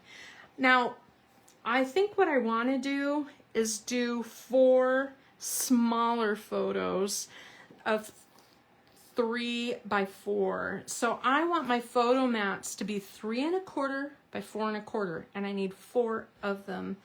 You could do one giant one here. And the way I figure that out is if I know I want 2 photo mats that are 3 1/4. So what I do is I go, okay, I have a 3-inch picture, a 3-inch picture. I want a 1/4 inch on each side, or an 1/8 inch of each side. That brings it to 6 1/2. And then I need a border all the way around, which adds another 1/4. It's like I could do a 6 3/4. And then I turn it the other way and I go, well, I need a 4 and a 4 and a 1/4, 8 3/4. So 6 3/4 by 8 3/4. I don't know if that makes sense to you guys, but let's do that. 6 1/4, 8 3/4. And by doing that, that puts all my photo mats in a block. So, just so you can get my image of what I want to do here is, so it would be like this. The cool part about this is that I can do 4 pictures like this, or, you know, maybe I end up putting a 4x6 down here. You know what I mean? Maybe I have even more photos I want on this page, and I end up using a flip flap. Flip flaps are like the bomb. If you've never used a flip flap, your life is going to be changed forever once you do. What's really cool about a flip flap is it's got it's a pocket, and it's got a sticky piece, and you can put a photo that faces you, and it goes in here, right? So you have a photo that faces you. It flips up. There's a photo on the back side, and then the photo that you were gonna have on your page anyway, right? So you end up with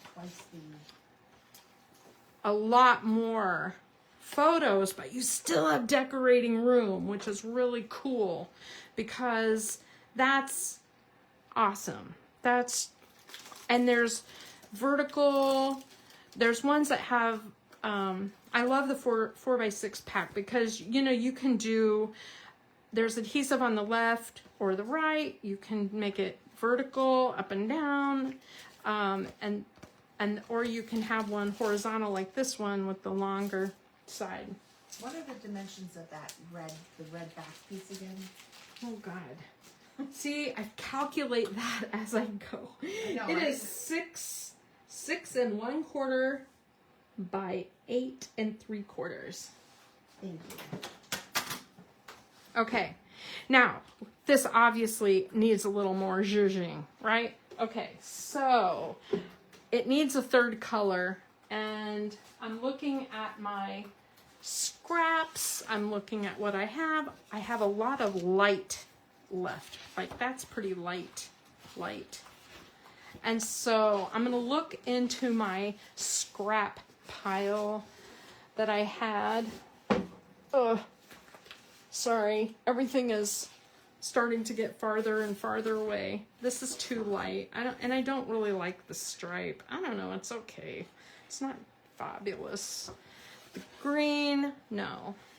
I don't want the solid. I do like this. This is really nice. Ooh, I like that. All right. How about we put this between here, like that. That's just my 1-inch scrap that I had. I really want to use that little candy cane stripe. Just a little bit of it. I really, really like it. I wonder if do I have a whole page of it? Oh, I do. I have a whole page of it left. I want to put it on this page. So I'm going to cut this. This was, what did I say that was? 10. This snowflake is 10 by 10. Yeah. I'm going to make a mat for this. So I'm going to cut this to 10.5 by 10.5. Maybe 10 3/4 even. Let me see what that looks like. 10 3/4 by 10 3/4. Now that adds, some zing, right? I like that. Okay. Now, if you really wanted to save your paper, which I am not trying to save paper, I would, gut that. Put it in your trimmer, cut out the inside, and it would just be a frame. Nobody would know that you had cut out the inside, the center of that paper, right? Okay, so I really like that, but that means this side needs a little candy cane stripe also. So I'm going to take that, scrap that I had, and I'm going to cut it. I'm just going to I'm just going to cut a couple of 1/2-inch strips off of it. If I can. Let's see here.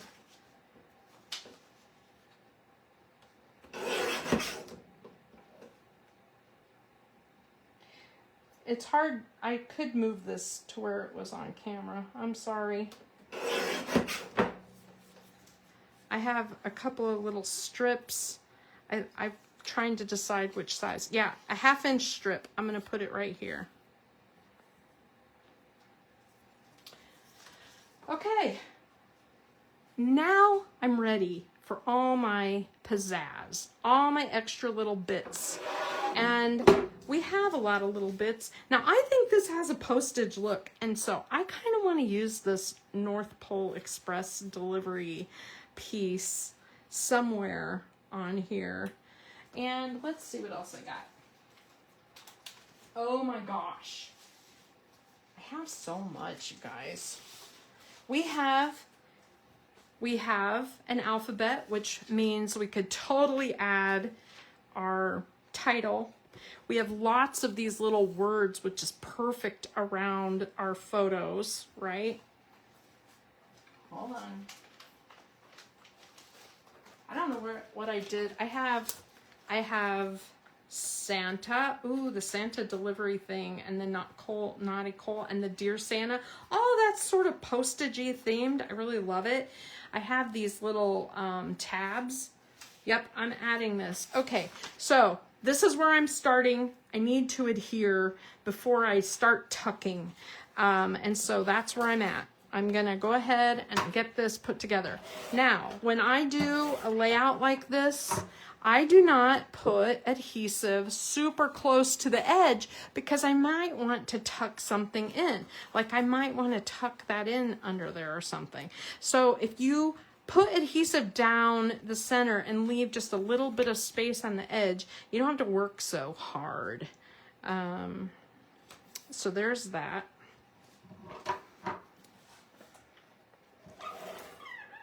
I'm going to put the candy cane stripe next to here.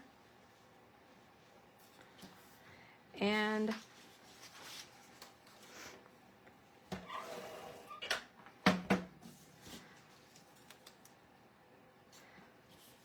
I'm gonna make this a little on the low side so I'll have more room for a title at the top. I don't like the numbers showing, so because when you're a scrapbooker, you kind of know what size your mats are. Like I know that's going to be a 4x4 photo. I don't need that to tell me so. But if, you know, just flip it over if you want it there, right? Or just use white mat. Okay. Gotta move. I'll wait to put my flip flap on.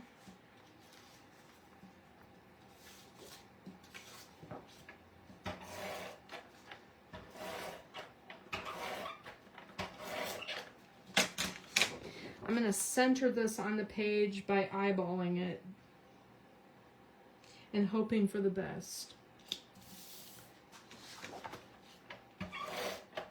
This is a nice paper pack. Not bad for $4. Don't you think I'm getting a lot of mileage out of it? $4 is a great deal for that. The dimension of the snowflake. 10 by 10, right? This is, the gray is 10 by 10, and this the stripe is 10 3/4 by 10 3/4. Now, it's very tempting to use ribbon or something on here, but I just don't know if I want to do that. Your sticker sheet had that. Sticker sheet had like a little trim kind of thing. True. Got to think about that. So I'm gonna put these kind of close to the top because I think I might put something between the photos. I'm not sure. So I'm leaving a little space here on purpose. Are you keeping up, Sally? If you're keeping up, it makes me feel really good because I was worried that you would give up. I like this pocket card because it matches the paper over here, and it would be really nice to have something like that on this side to balance that. There's nothing else gray that I can recall in that kit that I saw, so it's kind of, I might use this. What about one of the bigger pocket cards? Yeah, think about that. I'll think about that. Let me just see what I've got here. If there's anything like I've got to use, you know what I mean? I love this Merry Christmas, Happy New Year, Joy. That would be really nice on a card. Because it says Merry Christmas and a Happy New Year. I really like the postage theme idea. And so whenever I go to whenever I'm gonna buy some of these collections or whatever, I try to buy the paper pack, the sticker, and the ephemera because you just don't really know for sure. I think I'm gonna use that on one of my cards. I think several of these would work on my cards. While I'm messing around with my picking out ephemera and stuff, do you want to do another layout or another drawing? Yeah. Look through your ephemera, look through your sticker sheets, start picking out what you want on your page. And yeah, see, there's like nothing gray. The only thing gray is the snowflake and the ornament. I could use those. There's a couple of those. Ooh. Oh, and there's a couple of title opportunities, which is really nice. It's really nice to have,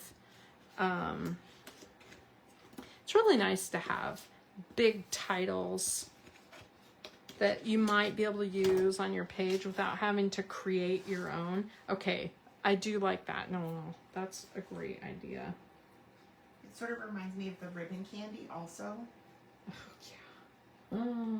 It's great. Okay, let me find my scissors here.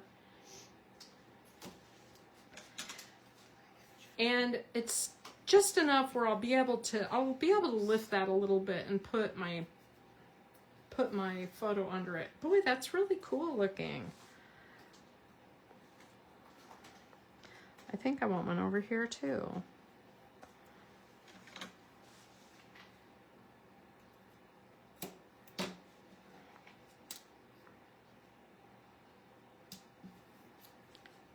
Okay. Oh, I like this. It's beginning to look a lot like Christmas, but it's too yellow. It's not gray. So, you said pocket card. Oh, the Santa. The Santa is perfect. Okay, I'm going to cut out that Santa right there off camera. Okay, Noelle, do you want to grab that, the next prize? Yes.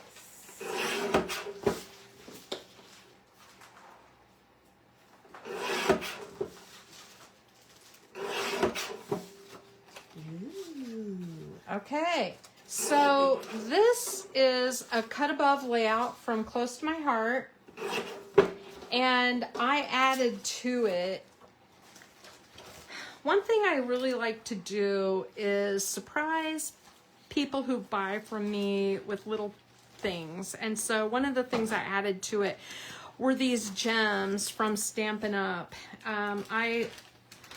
I love this pack. They were part of the Boho Vibes paper pack collection.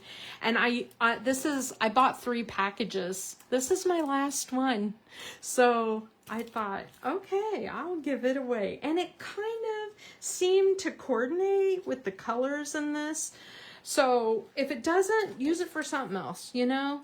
But anyway, Yes, it's getting late.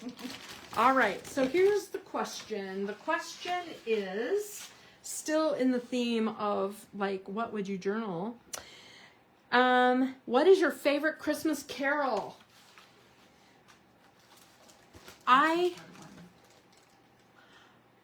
The Christmas carol that I love all the time, I don't know all the words to. You know, Carol of the Bells. I love it so much. Oh my gosh. Every time I hear it, I think that's Christmas. And I absolutely love it.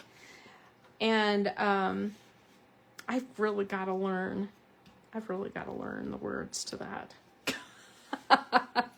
Mary, did you know? Oh, that's a good one. Do you hear what I hear? Yes. My favorite version of Do You Hear What I Hear is by Vanessa Williams. You need to look that up. Oh my gosh, she does such a fabulous job on that. Burl Ives. We listen. Burl Ives. Burl Ives. He does a great little drummer boy too. Oh my gosh. Okay, so here I've got letters. And what else do I want? I'm looking for all my, you know, kind of postagey looking things, because I really love this idea. I'm going to put this here. I'm going to put this here. I'm ready to start gluing, you guys. So I'm just going to start gluing stuff on. Yours, of course, is going to look different because, you know, you have a whole different paper pack, but I want this to be a little bit collage style.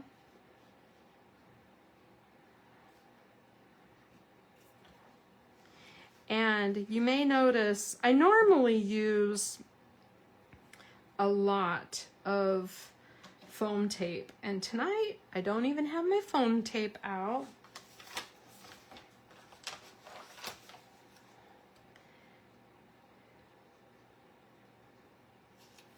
But I normally would. I normally can't resist.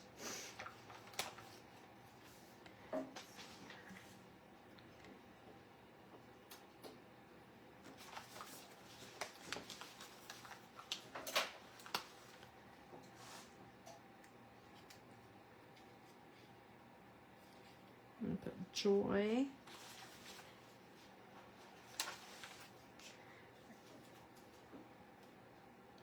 And believe.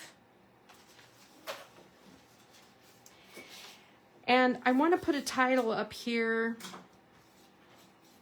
I'm not sure what I want my title to be, but that's where my title is going to go. It's going to be right here. I love, you know, I could do just Santa Claus, but that's not exactly what I want for my photos. I love this 'Tis the Season to Be Jolly. That's really sweet. But I need something more green over here. Got to decide what I'm going to do. I have this present. That might be good.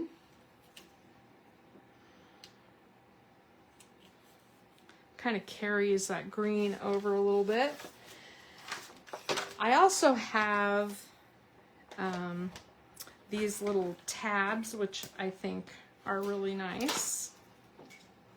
I like putting these next to my photos. Sweet. Ah, these are all great.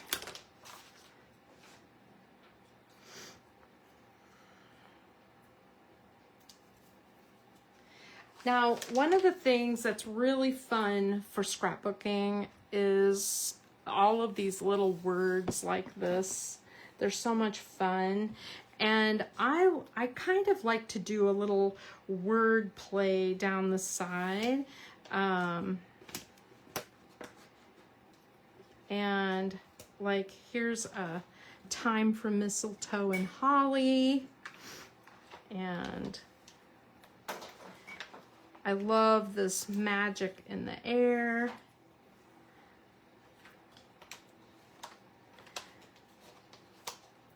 holiday fun.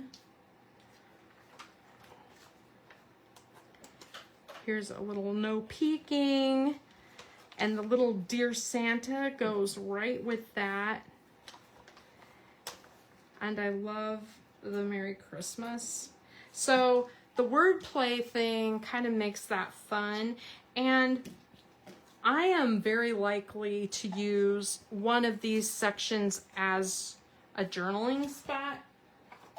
But if I don't, I still have this space down here that I could put, like, I could cut a circle, like I keep this batch of circles. I could cut a circle here, put my journaling on it, and mat it with something green or red.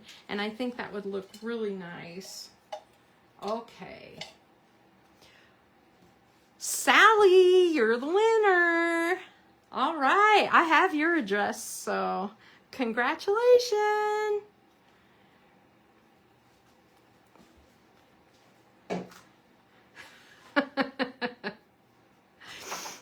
All right. We got you, Karen. All right, so there's my basic scrapbook page. Again, not completely finished, but I'm in pretty good shape here. I need a title. I need to decide on a title, right? And I think this is like one of my go-to layouts. So basically, yeah, ink the edges. I was thinking if I cut around. So one of the things, hold on.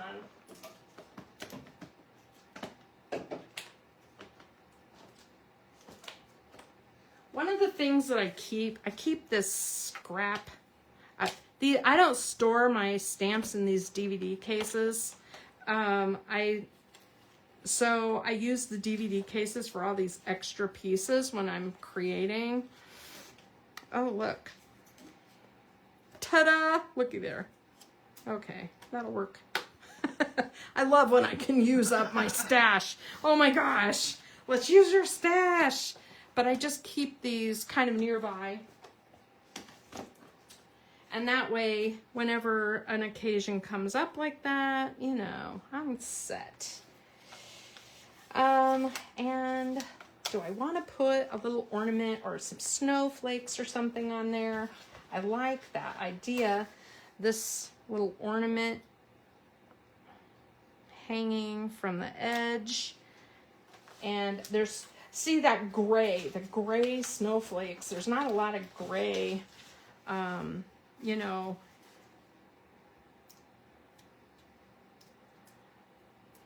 Ta-da. That's awesome. This needs... I like that up there. Yeah, I do too. I do too. I think this needs bling. But overall, I think pretty good. And I used a lot of different ephemera pieces, a lot of stickers. You know, use this pack up. So I'm in pretty good shape on my scrapbook layout. And I think I can go back to finishing up my cards. And you can do whichever you need to do. So if you are in good, if you're on a roll here and you want to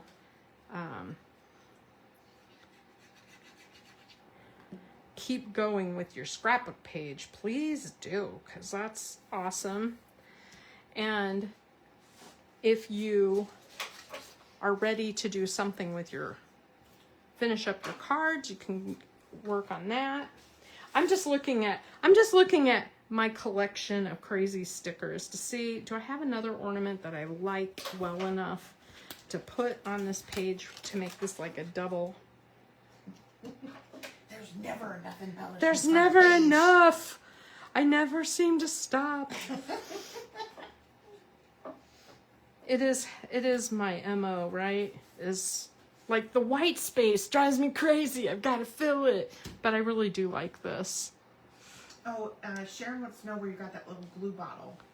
Oh. Put your glue in. Okay, so I use an acid-free glue My favorite glue. My favorite all-time glue. It is called Barely Arts glue.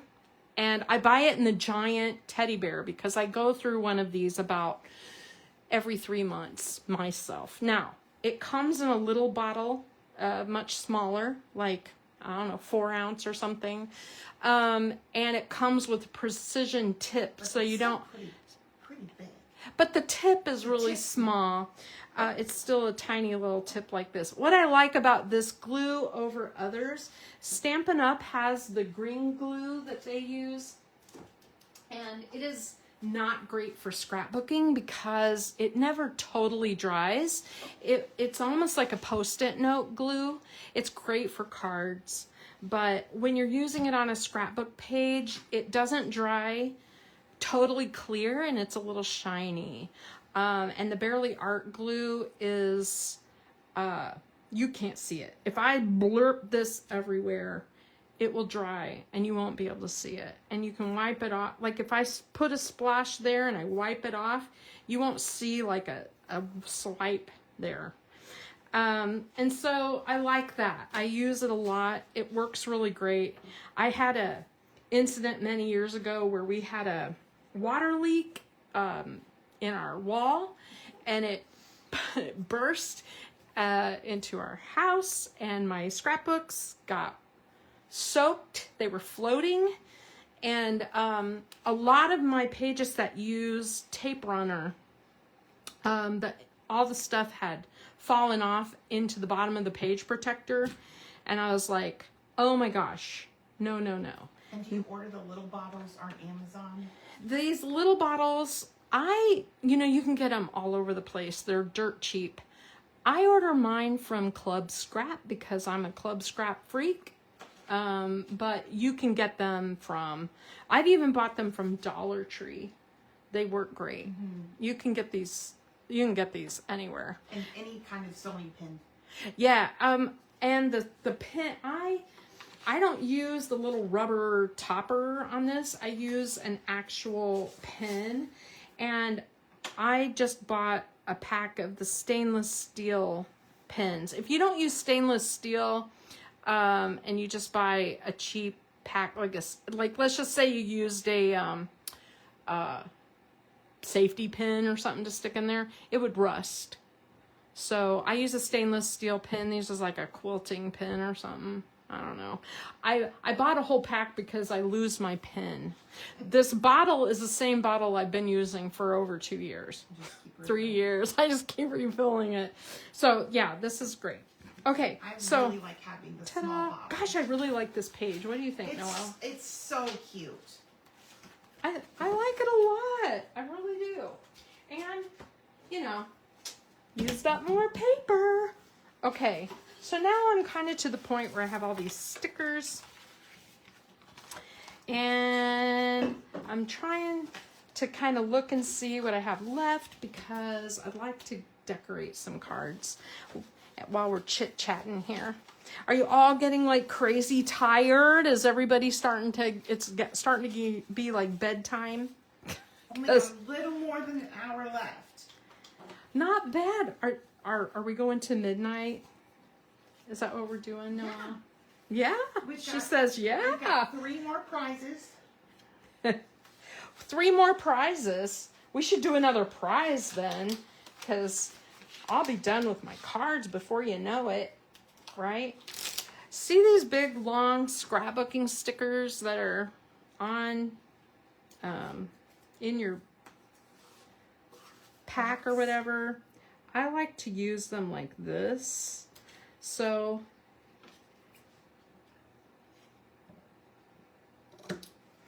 I like to use them like this in my cards, because it decorates the little window where I'm going to be writing. And then I'm just going to start decorating while we chat. So, all right. Let's do another prize, Noelle. Okay. You want to grab one? Yes, 1 second. Okay.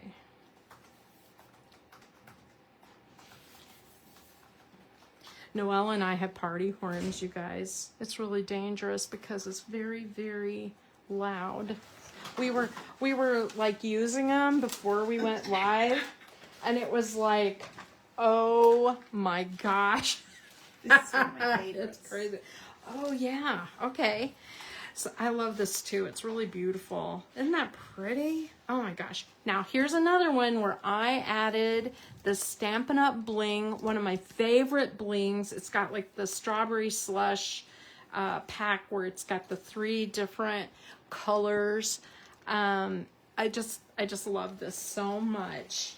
Okay, let me see. We did the Christmas Carol. I'm trying to cross off the ones that we've done. Okay.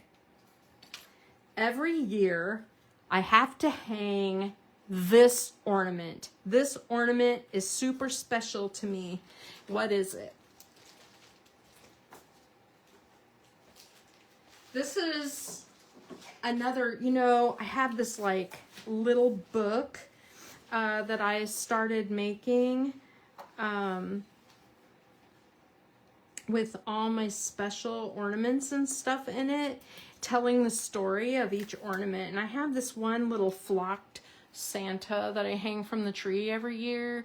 And it belonged to my grandmother. And, you know, after my mom died, it came down to me, and I hang it every year. It's so special. Okay, when you put your pocket card things on, make sure that you don't put glue on the entire back unless you want your card glued shut. You only want to put glue on the section, you know, that you want glued. All right. And then to decorate the rest, I like to put things on the inside. And so I'm going to put this here. This is really pretty. Peace, joy, and all I really need is some love, right? Peace, joy. Now remember, whatever you put in this section over here, if you put it really close to the edge, it's going to show when you close your card, right? Be careful about that if you don't want it to show.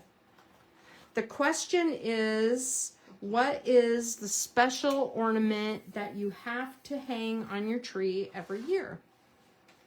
So we have a Noah's Ark from when I was little. Oh, I love that. A crystal cross. A Kermit the Frog. That's so sweet. Gosh, remember Kermit the Frog? Wasn't that sad when they closed the Muppet thing down? We're in Disney this year. The one with your names and wedding day. Oh, I love that. 48 years. That's amazing. That is amazing. Look at that. Oh, I love it. I love it. Noelle's getting all your names going.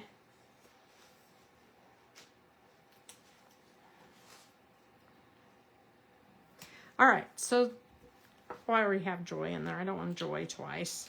Take that out. Let's do a different one. That's been your favorite word to use this year. Joy. Yeah. Mm-hmm. It is. I have peace and joy and be merry. There. That's better. Now it's not all the same. All right. I'm just going to keep going. I've got one done. I'm sitting here. Oh, my mother always loved to crochet and knit and stuff, and she made the most beautiful tatted snowflakes, and some of my favorite things in the whole world are those snowflakes. And so those go on my tree every year, or sometimes I hang a garland like over the doorway of my kitchen, and sometimes it's really nice to, you know, have the snowflakes hanging from there.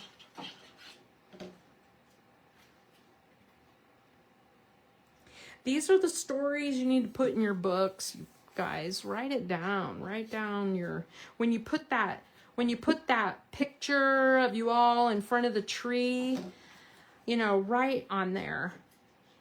My favorite ornament on the tree is an angel that was made from my mother-in-law using my wedding dress. I love it so much. Yeah, the crocheted snowflakes. I can't crochet to save my life. I'm too tense. My tension is really bad. I don't understand because you cross stitch. I cross stitch like a maniac. I'm a cross stitcher that, I mean, you just can't even believe how much I cross stitch. I'm prolific. But I can't crochet. And some of it, I blame my mother to some degree because she's a lefty. It's really hard to learn that kind of stuff from a lefty. I'm just saying. My parents were both lefties. So I do a lot of stuff left-handed. When I had to have my shoulder surgery a couple years ago, the only thing I really had to learn how to do lefty that I wasn't used to doing lefty was wiping my bottom. Because everything, yeah, carpal tunnel surgery. Look, the star's making an N. Oh gosh, that's so weird. Susan S. Susan S., you are the winner. What's that? Putting it back? Yes. Okay. Sorry. Noelle comes back and she hands me the cup again and I'm like, what? I love it. You're so funny. What? Sally says lefties are in their right mind. That's so funny. I don't know about that. I do not know about that. I love it. I love it. This is so cute. Oh my gosh. I thought I had a Santa sticker. Sally S. No, Susan. Or Susan S. Oh, sorry. Susan, you're the winner. Are you on there? I need your address. So make sure you message me with your address or you will not get your prize. Okay, I put her name on it. So let's do the next one at 11:30 and the grand finale prize at like 10 till. I think I might be done with my cards before then, so okay, we'll see. Well, we're gonna wait about 20 minutes to do another one. So about quarter after 11, because it's a pretty good prize, and then the big grand finale prize. We'll see how close I am to being done. I'm hoping, I'm fairly close to being done, because you guys are probably like hoping to go home or go to sleep at some time. I really like this 'Tis the Season to be Jolly, but it's a little bit long. So I'm just going to do a little surgery.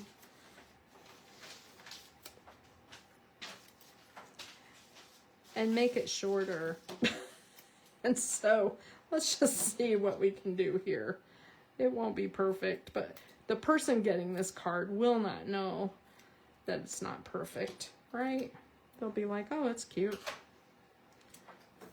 There. I'll throw away all my bits. Oops. All right. Yay. Oh, good. How do you say your name, Susan? Stackfleth? Stackfleth. Fleeth? Fleeth? Fleth? Gosh. What's the origin of that name? Do you know? Is it any of my business? No, probably not. But I just want to know. Oh my gosh. I like this little fa la la. I'm looking for something here. And a lot of times what I use for here is I pull out my scraps. And I use my scraps because, and I'm too lazy to get out my paper trimmer. So let's just hope I can cut this straight because I'm going to do it. German, and it has a short E. German with a short E. Fleeth. So fleth. Fleth. Fleeth would be a long E. F-L-E-T-H. Yeah. Okay, yes. Cool.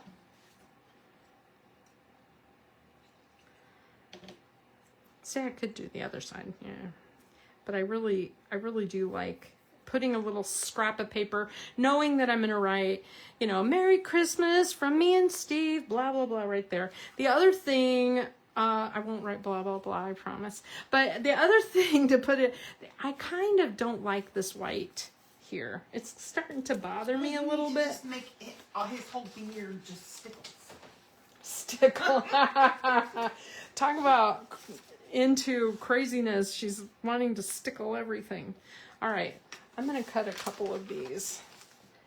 5 inches, right? 5. Something I like about these cards is I don't like when there's like a whole bunch of room because you feel like you have to write a whole bunch of stuff.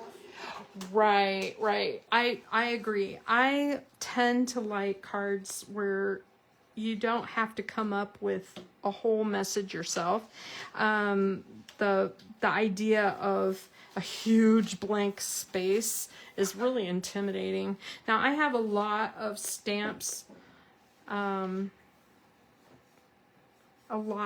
have a lot of stamps and stuff that, you know, have a really nice inside message. What I find with Christmas cards is that I want to write Merry Christmas. Mm-hmm. And I don't like to stamp Merry Christmas because then I have to figure out what to write. Do I just sign my name? You know, I like to write Merry Christmas from Connie and Steve. So sometimes I'll do like a fancier inside, you know, and I like to write the Merry Christmas part. So that's why I leave a lot of blanks. This is also a great place to use your ribbon. The main thing is, now this year, I sent out over 100 cards, and I had one come back to me, and it was a shaker card, and it was, I know it was a little thicker than normal, but it wasn't like crazy, and all the other shaker cards that I made that were identical to it, none of them came back. And the problem with cards is that you don't always hear if something arrived damaged or, you know what I mean? Like, you don't always know. Shaker explode. Really? From? I don't know. It was Margot's. Oh, okay. And when she shook it, it went everywhere. So she had a she said she can't, you probably can't hear her. She said she had a shaker explode when she sent one to her niece, and when she shook it, the shaker stuff went everywhere. I bet her mom loved you. I love it. I think that's great. I think I did a pretty good job hand cutting that without even using a trimmer. I'm proud of myself here. I can't cut straight. I can't say it's totally straight, but it's good enough for a Christmas card. And just think, next year I'll pull these out and I'll be like, oh, thank God. I'm so happy that I did this. All right, I need something on here. What do I need? I have all this like ephemera. The ephemera pieces are nice because they are so thin. You know, when you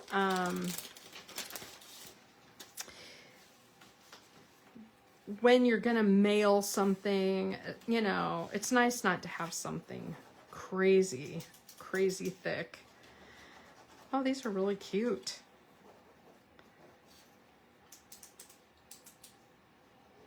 My pen died. Your pen died? Yes. I have another pen. I have a few 100. Let's see. Here. Thank you. These are sweet. I'm just going to use up this stuff.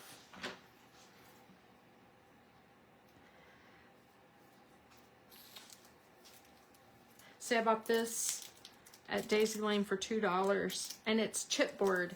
Chipboard on a card is okay if you don't use foam tape and you're really careful about not stacking it. In a scrapbook, never ever trust the adhesive on these things. Always add your own adhesive, please, please, because you will be sorry. It will pop off. Oh, I like that. Ooh, that's cool. That's why this liquid glue is really great for stuff like this.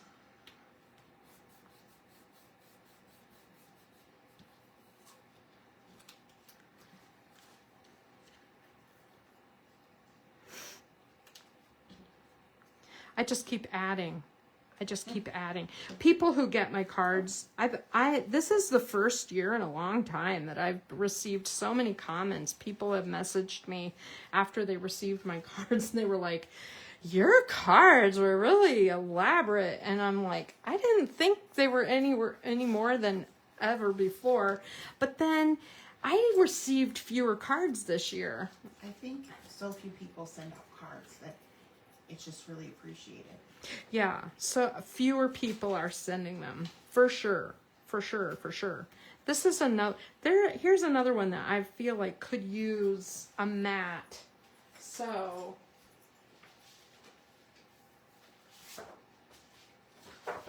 I'm gonna cut a mat. I'm gonna cut my red cardstock to 4 1/4 by 3 1/4, and that will, mat my pieces. 4 1/4, and I might as well cut multiples, right?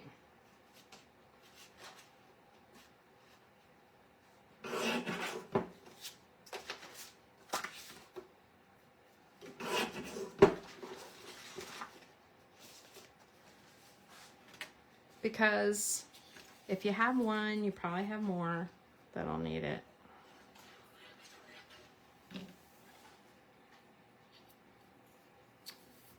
So if you like seeing a variety of scrapbooking and card making, I really do encourage you to look at my YouTube channel. I realize YouTube is not for everybody, but it's kind of nice to see ideas. If you don't like YouTube, I actually go live on Facebook every Wednesday and Friday. And I like to show, my plan was to show a card on one day and a scrapbook page on another, but that has not always panned out because my husband is off on Fridays and we make plans, and next thing you know, I have to be in a hurry.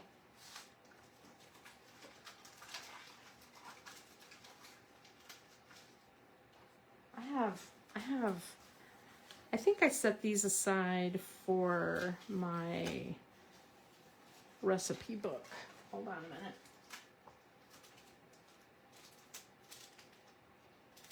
You should see all the ephemera stuff that I have here. It's outrageous. See, I don't like this covering up I don't want this to cover up anything. You could fussy cut it. I could. I am a little lazy. Almost time for another question. Oh my gosh, see, I'm going slower, aren't I? I'm starting to slow down, y'all. It's getting to be that time. I'm starting to lose it. You want me to bring the prize over? Yeah.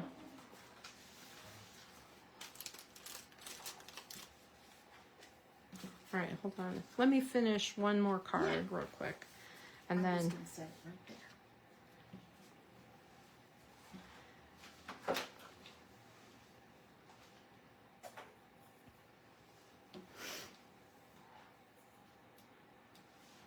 I have these little teeny tiny bits. Come out of there.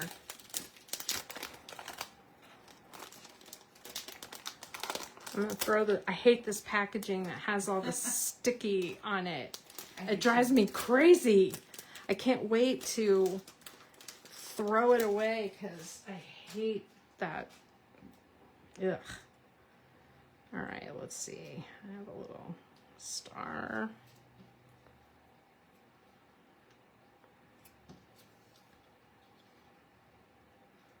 There's that joy again. It just keeps going. Just keeps going. All right, I'm going to do one more card and then we'll do a drawing. And then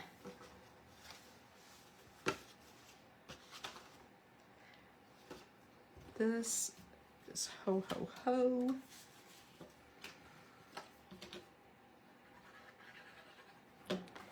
It'll go in there.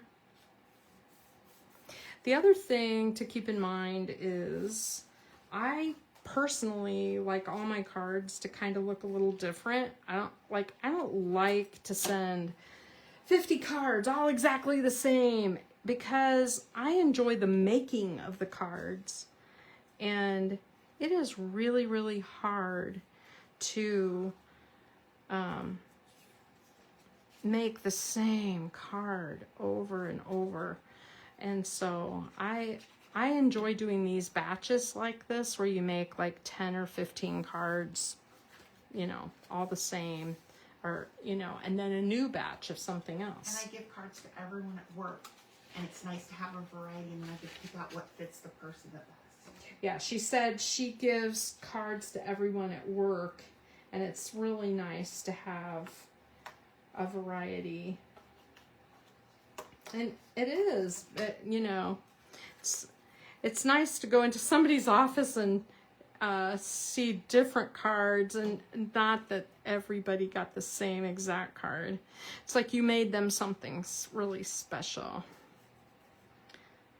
Now, what I'm going to add to this later is maybe some bling, some gems, and I might add a little ribbon or I might add a little something to this back panel, but I'm not sure what. I can't decide. I have some actual Nutcracker stickers that I thought about because these Nutcracker cards are pretty cool, you know. That wouldn't look too bad. I like it there. That would be cute. That's cute. I feel like I need to do it on that last one too, though.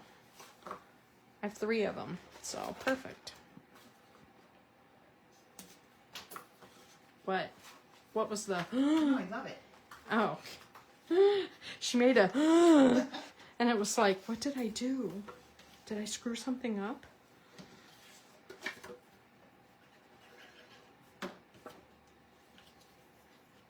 How long have we been on now?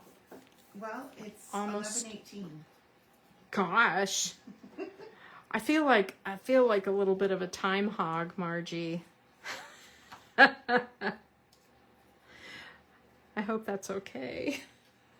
I just keep going because nobody's on after me. Well, we've still got 14 people with us. So I think that's awesome. Awesome, awesome.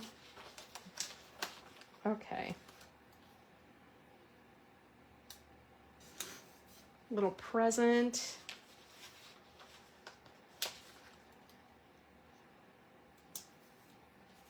That's really cute.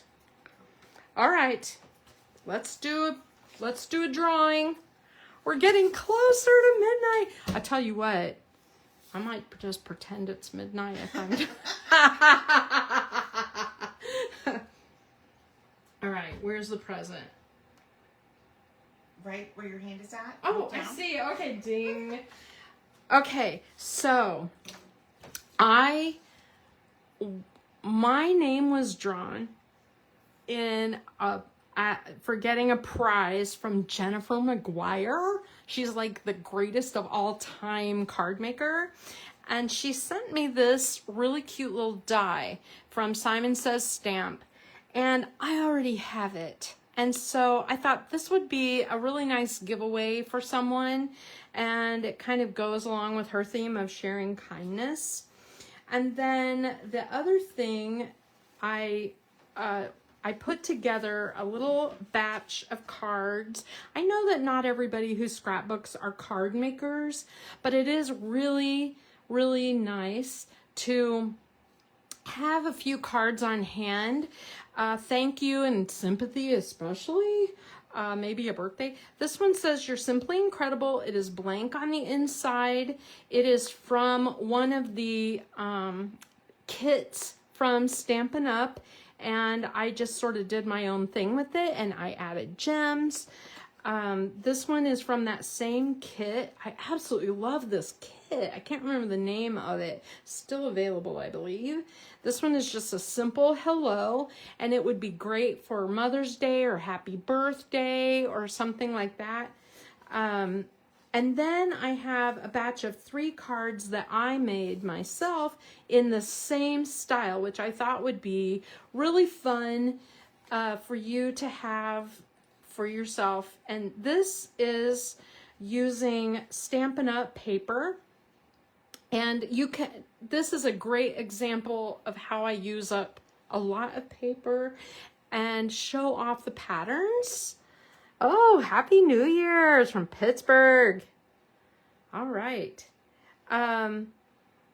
So you can see I used the wood grain, the stripes, the blue floral, another blue floral, and then another pattern on here. And then I did a belly band, and I made my central image stamped images.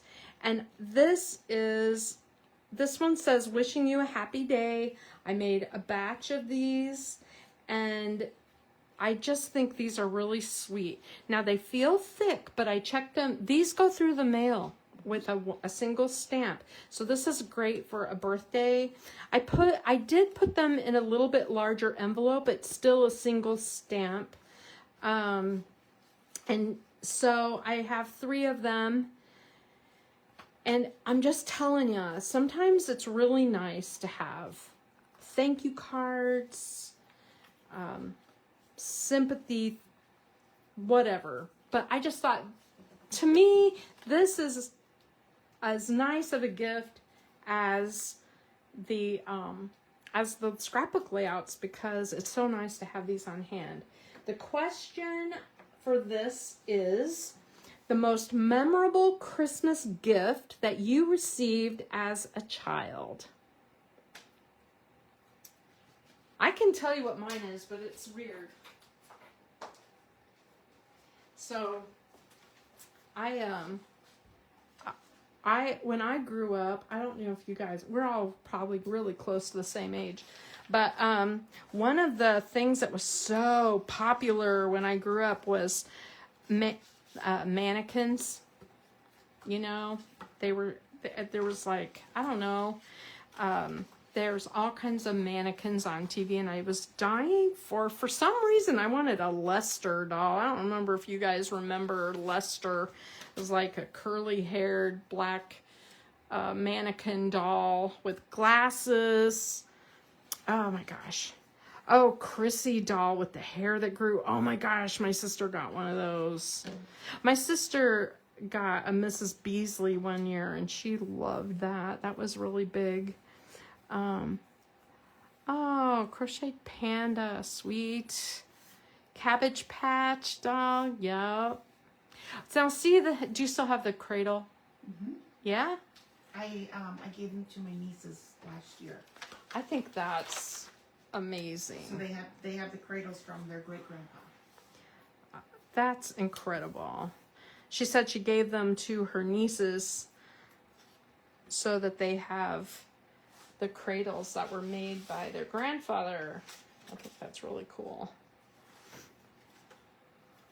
I need to cut this. I need my trimmer. I'm using my trimmer like a table, so it's really hard to actually trim paper right now.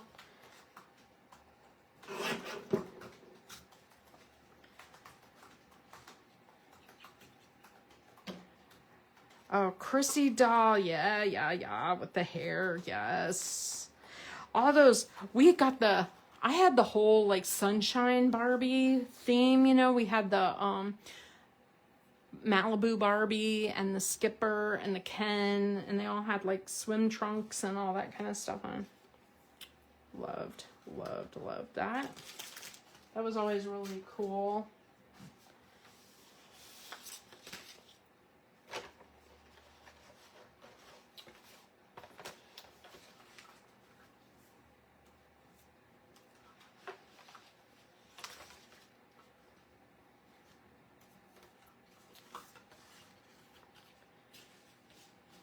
So, oh, Shirley Temple. Oh my goodness. Cool. What? Sally, you need to take a picture of that and post that on our page because I would love to see it. That is so cool. She says she still has her Chrissy doll in pristine condition. Oh, wow. That's really neat.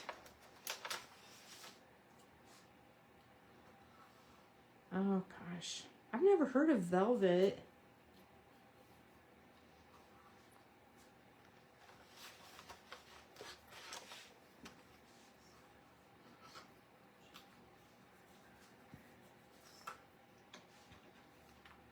I'm looking to see what else I have here.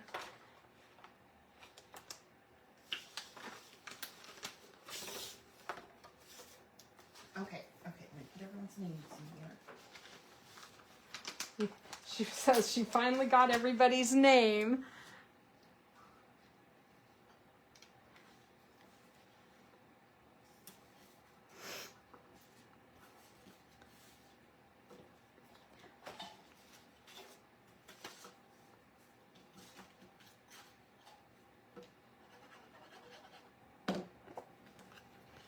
So did you guys give up? Are you done with your cards? I can't say I would blame you if you are done crafting for the night. I'm getting tired too. It's getting to be late. Oh, look. What are kittles?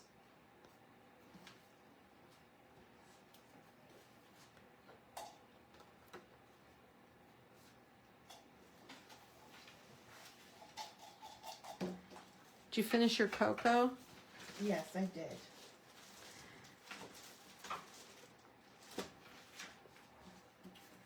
Okay. All right, hold on. I'm gonna put on a button real quick here. I should put something on this button, you know, like thread it. I don't like to put buttons on things without putting thread through them. Okay, we're ready to draw.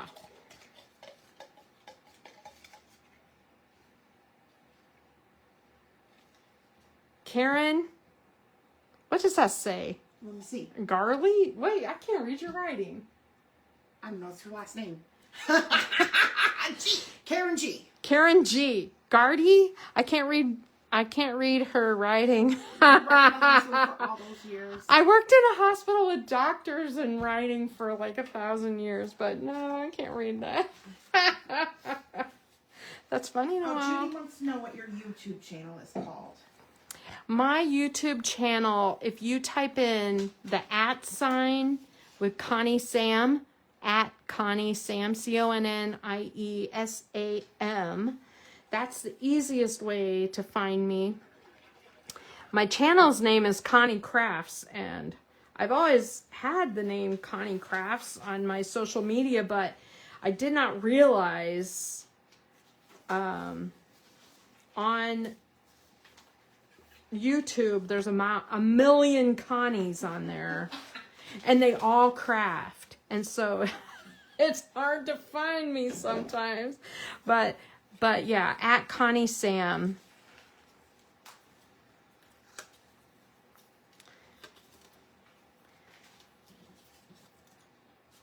And I love it when people follow my channel. I've been what happened was YouTube or Facebook eliminates these live videos.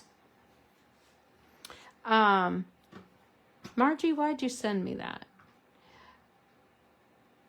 Oh, the Kittles. Oh, I see. Okay. I get it.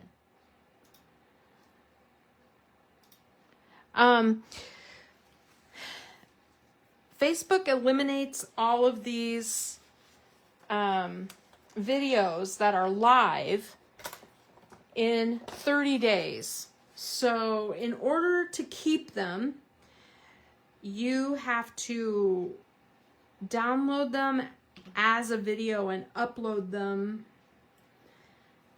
as a regular video instead of a live video. Well, it's kind of a pain, and so what I started doing was I started moving, like I go live on Facebook, and then I move my videos to YouTube, and it's been kind of fun just to see who finds my page, because it's not like I love Stampin' Up, and I loved Close to My Heart, but I'm not a huge seller. I'm not a big social media guru. And so it has been kind of fun to see people finding my channel and just kind of watching it grow and that kind of thing. It's just been kind of interesting. And so I appreciate it. It's just one of those things. It's like, it's just been kind of something fun in my retirement. Right, boy, all of these things that I want to use are red, but I don't want to use red. That's okay. I just won't use it.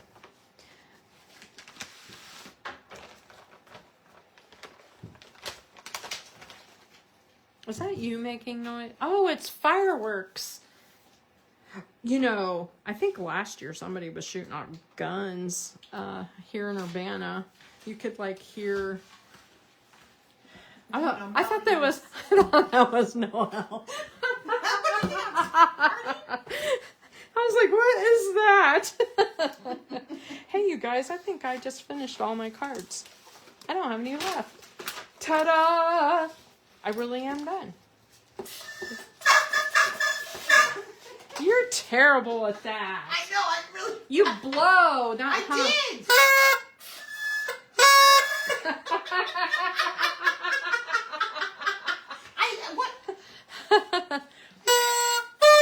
Oh, there we go. Okay, that was a little close to the microphone, sorry. All right, let's do our last giveaway and call it a night. Okay, let me bring it over there. This is a Okay, good one. the last question of the night is, what are you looking forward to in the new year? I really want to know what you're looking forward to. And for myself, I'm really looking forward to my health, being healthier. And this year has been a lot of work trying to get my body back into a decent shape and a healthier shape. And, all those years of nursing and on my feet and all of that, oh my gosh, it takes a toll. So, yes. Gourdie, Gourdie. That's what I wrote. Oh, sure. She said that's what I wrote. Okay, I'm getting punchy. All right, here's taking care and doing more crafting. Yes, always a good goal to do more crafting.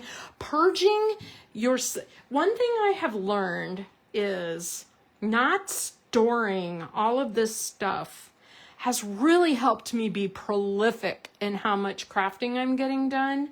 Because when I have stuff everywhere, all over the craft room, in every nook and cranny, on the floor, in bags, in closets, in drawers, I don't know where to start. I mean, it is really overwhelming. And so it is really nice to have everything in a place where it belongs, having enough to work on where I can just crank things out. Yep. Recovering energy, had cancer and chemo. I'm sorry to hear that, but as an oncology nurse, I know what that means. And that is so it takes a long time to bounce back after that, but I'm glad that you're bouncing back. Yeah. Noelle and I worked with oncology patients for a long time, so we get it. Yes, decluttering's a huge goal. It's huge. And I did not do mine all at once. I did it a little at a time. I got out my table and I put like, the paper was the worst, but you know, like you put all categories of things together and go through them and, you know, really be honest about what are you going to reach for if you... Okay, here's the prize. Diamond Stickles. My favorite. It goes with everything. Spellbinders cutting dies. These are the Petite Blooms and Sentiments. These are really sweet. These are really nice because that flower can be almost any kind of flower, and it can be a Christmas flower if you make it look like a Christmas flower and not put it with blue things. I'm just saying. And then I have some foam adhesive. Now, I know people are nervous about using foam in their scrapbooks, but this is the thinnest foam adhesive there exists. I own it all. I own so much adhesive, it's embarrassing. It's probably the hardest thing I have to organize. But this is super thin. It's like a 1/16 of an inch. And it gives just enough dimension to make it worth, and it makes it worth using.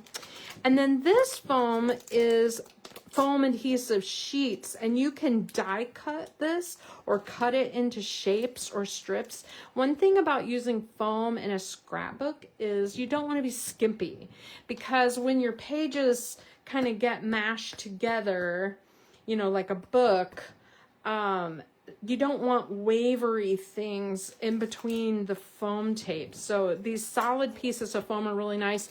Stampin' Up! Carries this foam adhesive, and it's a really good price. I just happen to have extra of the scrapbook.com, so that's what I'm sending. And then these are some storage envelopes that they're a wonderful size. I use them for various things, but I bought a few too many, so I thought, oh, this is a good one. These are 6x9 from scrapbook.com. There's 5 envelopes in there. I've never opened them, and they have a flap, and you can store, you know, dies or stamps, paper scraps. I mean, you know, you name it, whatever you need to store. Smaller sticker sets. So this is my grand prize tonight, and Noelle is putting the names together, and so I'm going to go put this on the table, just a sec. And then putting everyone's name in, even if they won a prize before. Yeah. Yeah? Yeah. So even if you won a prize already, your name is back in the drawing again. We had been pulling, you know, names for that if someone had won, but now everybody's back in. All right.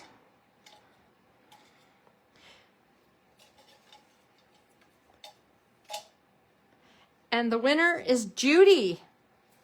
Judy! There's no last name there. Judy with an Did I. you hear her? Judy with an I. You are the winner.